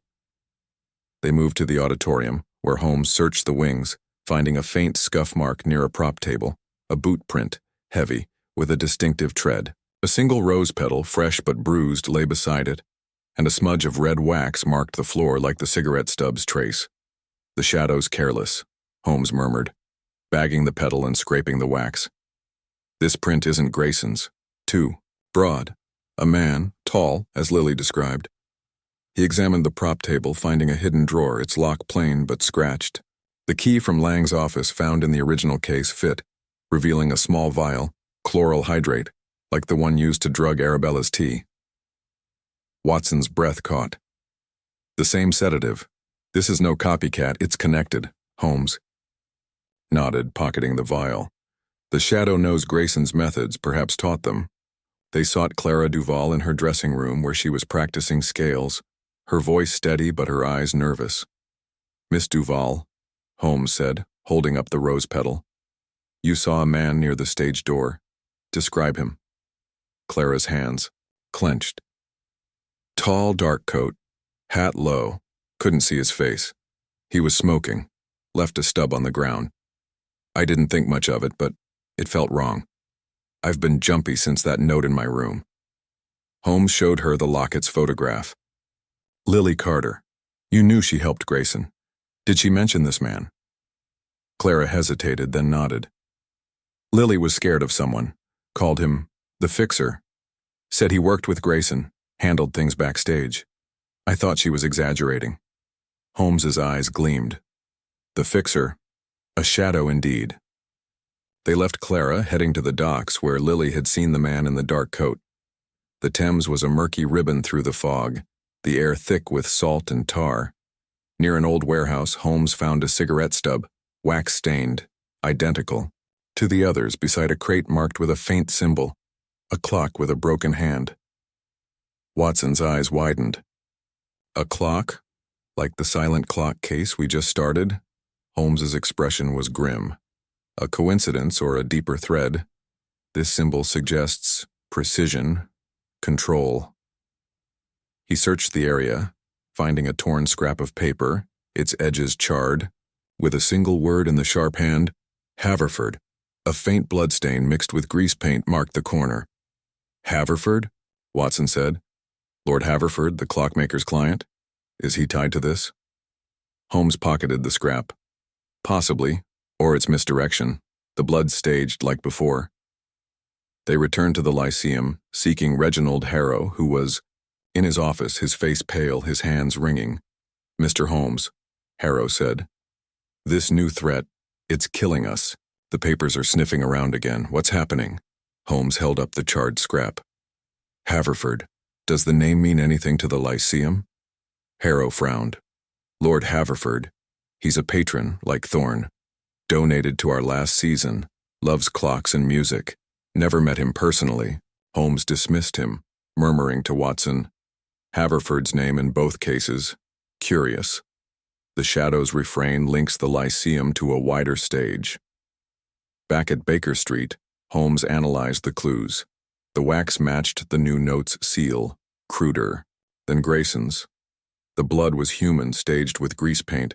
The clock symbol hinted at a connection to Pendleton's case, but the handwriting tied to the Lyceum's threats. The fixer is our phantom, Holmes said. A man who knows Grayson's tricks, Haverford's circle, and the Lyceum's secrets. Watson paced, his mind spinning. Holmes, this shadow's everywhere. Arabella's opera, Haverford's clock. Is it one plot or two? Holmes's smile was sharp. A refrain weaves through both, Watson. Tomorrow we visit Haverford and protect Arabella. The shadow's song is loud, but we'll silence it. As the fire dimmed, the Lyceum's secrets pulsed with new life. The shadow's refrain a challenge Holmes was ready to meet. Chapter 18. The clock's coda. The London morning was raw and gray, the fog of the past days giving way to a biting wind that rattled the city's shutters. It was November 18, 1888, and at 221B Baker Street, Sherlock Holmes stood by his chemistry table, surrounded by the evolving clues of the Lyceum's renewed mystery. The fire in the hearth cast flickering shadows across the new evidence. A threatening note with a red wax rose seal, a silver locket with a photograph resembling Eliza Gray, a lipstick-stained page from The Rose of Seville, a blood-stained black velvet cloak, a rose-etched hairpin, a wax-marked cigarette stub, a vial of chloral hydrate, and a charred scrap bearing the name Haverford beside a clock symbol. These joined the archived relics of Arabella Vane's original case, hinting at a deeper conspiracy tied to Grayson's imprisoned plot. Dr. John Watson, nursing a cup of tea to ward off the chill, watched his friend with a mix of curiosity and concern, the case's complexity gnawing at him. Holmes, Watson said, setting his cup down. This fixer, Grayson's partner, is bold, using the same roses, wax, and blood to scare Arabella. The clock symbol and Haverford's name link this to Pendleton's silent clock case. Is it one mastermind, weaving two plots, or are we chasing shadows again? Holmes turned, his gray eyes sharp with focus. A coda, Watson. A final flourish that ties the melody together. The fixer knows the Lyceum's secrets and Haverford's world, blending Grayson's theatrics with a new precision. The clock symbol suggests control, timing, perhaps a deadline. Today we visit Lord Haverford, protect Arabella, and uncover the fixer's refrain. Watson grabbed his coat, his heart quickening. Haverford's a Lyceum patron and Pendleton's client. Could he be the fixer, or is he a target? Holmes pocketed the charred scrap and the locket, his movements swift. Haverford's a nexus, wealthy, powerful, with ties to both mysteries. We'll start at his manor, then return to the Lyceum for Arabella's safety. The clock's coda will reveal the fixer's face. They set out into the windy morning, the streets of London bustling with carriages and vendors, the air sharp with coal smoke and fallen leaves. Lord Haverford's manor, a grand estate in Kensington, rose like a stone fortress, its windows gleaming coldly. A butler ushered them into a lavish study, where Lord Haverford awaited. A tall, imposing man with silver hair and piercing blue eyes, his hands resting on a cane topped with a brass clock face. Mr. Holmes, Dr. Watson, Haverford said, his voice smooth but guarded. To what do I owe this visit? I'm a busy man. Holmes's tone was calm but probing. A threat, Lord Haverford. Your name appeared on a note found near the Lyceum, tied to a plot against Arabella Vane. You're a patron there, and your clock, built by Pendleton, stopped mysteriously. What do you know? Haverford's fingers tightened on his cane, his eyes flickering. A threat? Absurd. I fund the Lyceum. Yes, admire Miss Vane's talent. As for the clock, Pendleton's apprentice botched it, I'm sure. I've no enemies, only rivals in business. Watson leaned forward. And your sister, Lady Eleanor? She visited Pendleton's shop, showed interest in clocks. Haverford's jaw tightened. Eleanor's eccentric, loves mechanisms. She's no threat. Lives quietly in Chelsea. Ask her yourself. Holmes held up the charred scrap.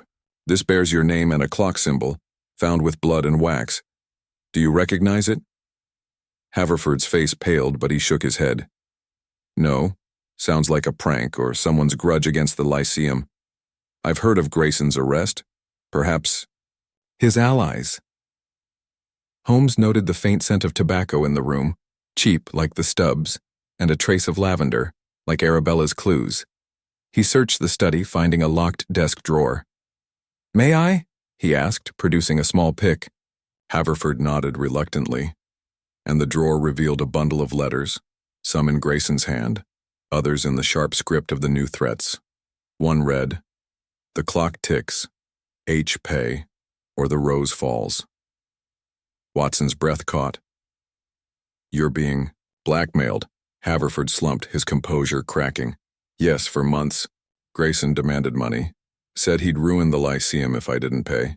After his arrest, the demands continued, same roses, same wax. I thought it was over. Holmes pocketed the letters. Who delivered them? Haverford shook his head. A man, tall, dark coat, face hidden. Left them at my gate, smoked foul cigarettes.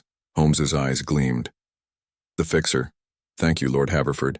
They left, heading to the Lyceum, where Arabella and Julian Marsh were rehearsing under tight security. The theater buzzed with tension, the air heavy with grease paint and whispers. Reginald Harrow met them, his face drawn, his hands wringing. Mr. Holmes, Harrow said. Miss Vane's safe, but the cast is jumpy. Another note arrived today at the box office. He handed Holmes a sealed envelope, its red wax rose emblem crude but familiar. The note read, "The coda ends tonight." Her song stops. Arabella nearby clutched Marsh's arm. Mr. Holmes, I can't go on like this. Who's doing this? Holmes examined the note, noting the same lavender and tobacco scent. Someone close, Miss Vane. Stay with Marsh. We'll guard the theater. He searched the box office, finding a small overlooked clue, a brass button etched with a clock face like the one from Pendleton's alley stained with red wax. The clock again, Watson said. Haverford's world and the Lyceum's colliding. Holmes nodded, leading Watson to the cellar where the hidden tunnel had yielded clues before. The storage room was undisturbed, but Holmes found a fresh footprint, heavy, matching the wing's boot print, beside a crate. A small locked box, plain but scratched, lay hidden inside. The key from Lang's office opened it, revealing a photograph of a man, tall, dark-haired, smoking a cigarette, standing with Grayson. A note in the sharp hand read, "The fixer keeps time. H pays, or A falls." Watson's eyes widened. Grayson's partner. Here's his face. Holmes pocketed the photograph. A stagehand, perhaps, or a hired man. We'll show this to Harrow. They returned upstairs, where Harrow identified the man as James Kerr, a former stagehand dismissed for theft, last seen near the docks. He worked with Grayson, Harrow said. Quiet but sneaky. Holmes and Watson headed to the docks, the wind biting as they neared the Thames. In a rundown tavern they found Kerr, his dark coat unmistakable, a cigarette in hand. He bolted at their approach, but Watson tackled him, pinning him against a wall. Talk, Kerr, Holmes said, holding up the photograph. You're the fixer continuing Grayson's plot. Who hired you? Kerr's eyes darted, his breath reeking of tobacco. No one. Grayson owed me money, said I'd get it if I kept the pressure on Haverford and Vane. After he was caught, I kept going, thought I could cash in. Holmes showed the note. This wax, these roses, you learned from Grayson. Where's the blood from? Kerr smirked. Grease paint and pig's blood, old theater trick. I used the tunnel, planted the clues. Wanted Haverford to pay up, scare Vane off. Watson's jaw tightened. You threatened her life. Kerr shrugged. Just a game till you showed up. Holmes signaled a nearby constable who arrested Kerr. Back at the Lyceum, Holmes reassured Arabella and Marsh. The fixer's caught, Miss Vane. Your opera's safe. Arabella's eyes shone with relief. Thank you, Mr. Holmes. Back at Baker Street, Holmes analyzed the case. Kerr's confession tied up the threats, but the clock symbol lingered, hinting at a deeper link to Pendleton's mystery. The code is played, Watson, Holmes said, but the clock still ticks. Haverford's secrets may yet call us. As the fire burned low, the Lyceum's secrets quieted, but a new mystery pulsed, ready for Holmes's next stage. Chapter 19. The Unseen Stage. The London morning was sharp and cold, a thin frost glazing the city's cobblestones, catching the pale light of dawn. It was November 19, 1888, and at 221B Baker Street, Sherlock Holmes stood by his chemistry table, the fire in the hearth casting a warm glow over the latest clues in the Lyceum's persistent mystery. The relics of Arabella Vane's original case were archived, but new evidence had taken their place. A threatening note with a red wax rose seal, a silver locket with a photograph resembling Eliza Gray, a lipstick-stained page from the Rose of Seville, a blood-stained black velvet cloak, a rose-etched hairpin, a wax-marked cigarette stub, a vial of chloral hydrate, a charred scrap with Haverford, and a clock symbol, and a photograph of James Kerr, Grayson's partner, now in custody. These clues pointed to a deeper conspiracy, linking the Lyceum to Lord Haverford and the silent clock case. Dr. John Watson, sipping tea to warm his hands, watched his friend with a mix of intrigue and frustration. The case's layers growing. Ever more complex, Holmes, Watson said, setting his cup down with a soft clink. Kerr's arrest should have ended this. He was the fixer, using Grayson's tricks to scare Arabella and extort Haverford. But that clock symbol? It's in Pendleton's case, too. With the silent clock and missing apprentice. Is Haverford the key? Or are we missing the real stage? Holmes turned, his gray eyes gleaming with quiet intensity. The unseen stage, Watson. A hidden platform where the true drama plays out. Kerr was a pawn, but the clock symbol and Haverford's name suggest a mastermind. Someone orchestrating both the Lyceum's threats and Pendleton's mystery. Today we probe Haverford's secrets and revisit the Lyceum for traces of this unseen hand. Watson grabbed his coat, his pulse quickening. Haverford's blackmail letters showed he was a victim, but he's powerful. Could he be playing both sides? Holmes pocketed the charred scrap and the photograph of Kerr, his movements swift. Haverford's wealth makes him a target, but his connections make him dangerous. We'll start with Lady Eleanor, his sister, then return to the Lyceum to safeguard Arabella. The unseen stage will reveal its players. They set out into the frosty morning, the streets of London stirring with vendors and early workers, the air sharp with coal smoke and the crunch of frost underfoot. Lady Eleanor's home in Chelsea was a modest but elegant townhouse, its windows framed with ivy. She greeted them in a parlor filled with ticking clocks, her gray hair pinned neatly, her eyes sharp despite her gentle smile. A brass button, etched with a clock face, gleamed on her shawl, matching those found in Pendleton's Alley and the Lyceum's box office. Mr. Holmes, Dr. Watson, Eleanor said, offering tea. My brother mentioned your visit. This business with threats and clocks is troubling. How can I help? Holmes's tone was smooth but probing. Lady Eleanor, you visited Pendleton's shop, showed interest in his grand clock for your brother. A similar clock symbol appeared, in threats against Arabella Vane alongside Lord Haverford's name. What do you know of these matters? Eleanor's hand paused on her teacup, her smile faltering. Clocks are my passion, yes. I advised Arthur Pendleton on designs, but I know nothing of threats. As for Arabella, I've seen her perform. Exquisite voice. Why would anyone harm her? Watson leaned forward. Your brother was blackmailed by Grayson, then Kerr. Did he mention a fixer, a tall man in a dark coat?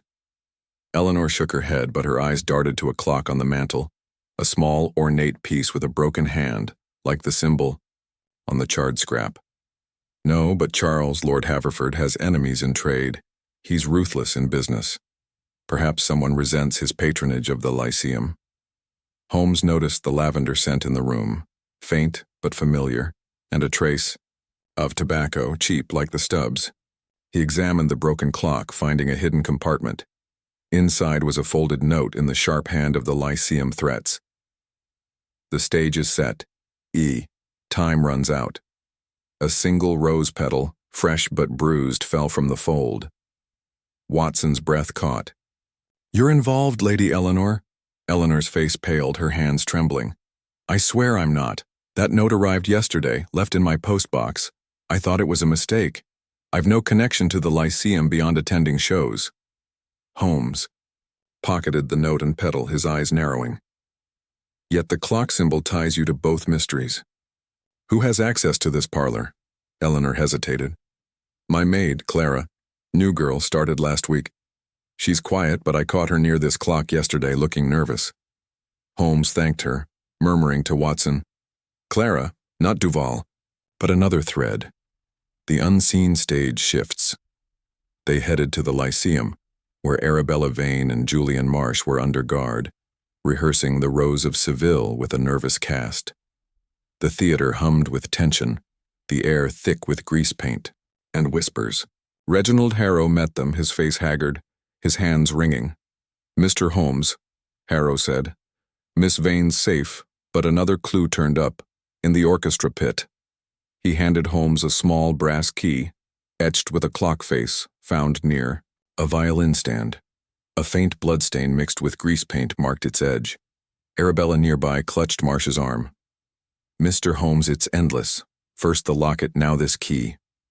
When will it stop?" Holmes examined the key, noting the same lavender and tobacco scent. "This key opens something in the theater, Miss Vane. Stay vigilant." He searched the orchestra pit, finding a hidden panel under a chair, its lock matching the key. Inside was a notebook, its pages filled with sketches of clocks and stage mechanisms in a new hand, not Kerr's or Grayson's. A note read, "The coda strikes at midnight." A falls Watson's eyes widened. Another threat, timed like Pendleton's clock stopping at midnight. Holmes nodded, pocketing the notebook. The fixer's master uses clocks as a signature. Control, precision. They sought Clara Duval, in the wings, her face pale as she adjusted her costume. "Miss Duval," Holmes said, holding up the brass key. "You knew Kerr and Grayson. Another Clara, Lady Eleanor's maid, is linked to this. What do you know of her?" Clara's eyes widened. "Clara? I know a Clara Bates, a chorus girl who left for a maid's job. She was friends with Kerr, always whispering with him. I saw her near the stage door last week wearing a dark shawl." Holmes's eyes gleamed. Clara Bates, the unseen player. They tracked her to Lady Eleanor's, where the maid admitted to planting the note in the clock, paid by a man she met at the docks, tall dark coat, smoking cheap cigarettes. "He said it was a prank," she sobbed. "Called himself Mr. Thorne." Watson gasped. "Edward Thorne, he's back?" Holmes's expression was grim. "Not Thorne. Kerr used his name to mislead. This man's new." They returned to the Tychos docks, finding a warehouse marked with the clock symbol. Inside, Holmes found a hidden cache, more wax-sealed notes, a vial of pig's blood, and a photograph of a man, older, gaunt, with a scar on his cheek, smoking a cigarette. A letter in the sharp hand read, "Haverford pays or the Lyceum burns. Midnight." Holmes pocketed the evidence. "The mastermind, Watson. Not Kerr, not Grayson, but this man. He's behind both plots." They rushed to the Lyceum, arriving before midnight, where Holmes set a trap with Harrow's help. As the clock struck 12, the man appeared in the wings, dark coat and cigarette in hand, planting a fake bloodstain. Holmes and Watson apprehended him, revealing him as Silas Reed, a former Lyceum investor ousted by Haverford seeking revenge, through Grayson and Kerr.